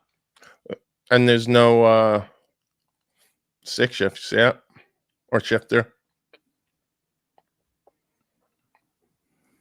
Isn't that weird, an M with no shifter? Fuck. I mean, it's basically a transition. So it's 700 and I think it's over 700 horsepower. It's here, 716 does 0 to 60 in 3.4 seconds. Starts at 120,000. And then that way, when they transition over to a purely electric M5, they'll have the audience ready. Yeah. It just blew my mind that they did it with this car. I never thought they would. The interesting thing is that this car is the size, roughly, of a Tesla. Well, they've only got one petrol 5 Series. That's the 520 base model. Everything else is electric. They've only got one petrol version. Let's see here. Am I right about that though? That this is almost the size of a Tesla? I mean, it's got to be. This one's huge. Yeah. So I could see them saying, okay, this is going to be our, I don't know, Taycan. This is going to be our Taycan. This is going to be our Tesla. This is going to be our electric. We're going to introduce it. Let's introduce it as a hybrid, a plug-in hybrid, because plug-in hybrid is that close to being electric. I'm surprised they're not talking more about the engine when you spec this out. Because there's no options to do anything. There's no options to do anything. That's it. Yeah, and it's weird because it doesn't even like. See this right here? There's your plug-in. That's where it plugs in. Yeah. But if you didn't even know this was a plug-in hybrid, like it doesn't exactly tell you on the website. Because they know that the hardcore are going to lose their. So now the big question that I'm curious to wait and see is, what are they going to do with the 550? Is that going to be a V8 turbo? I want to point out also, when you stream and go up and down looking at the cars, they all look different. They all have a different grille. They all have a different front. It's insane. Doesn't the 7 Series look like a Rolls-Royce Phantom almost these days? Oh. It practically is, see. Yeah. I don't mind the look of the 5 Series, though. I think they did a nice job on it. It's just I hate the fact that it's a plug-in hybrid. Yes. I just wonder, well, you know, if they know how to make it look nice, why'd they screw up the M3 and M4 nose? I mean, the 3's not bad. It's the same as the 4, the nose. The M3 and M4 noses. I thought the, what do you call it, had the big beaver teeth and the 3 didn't. No, I think they both. Oh no, they both have it now. No, the you know 4, what? that's the M4. That's the M. That's the M3. That's the M. The only the M had the beaver teeth on the sedan. Well, the 3 and the 4 have the same nasty. Yeah, no, I didn't realize the.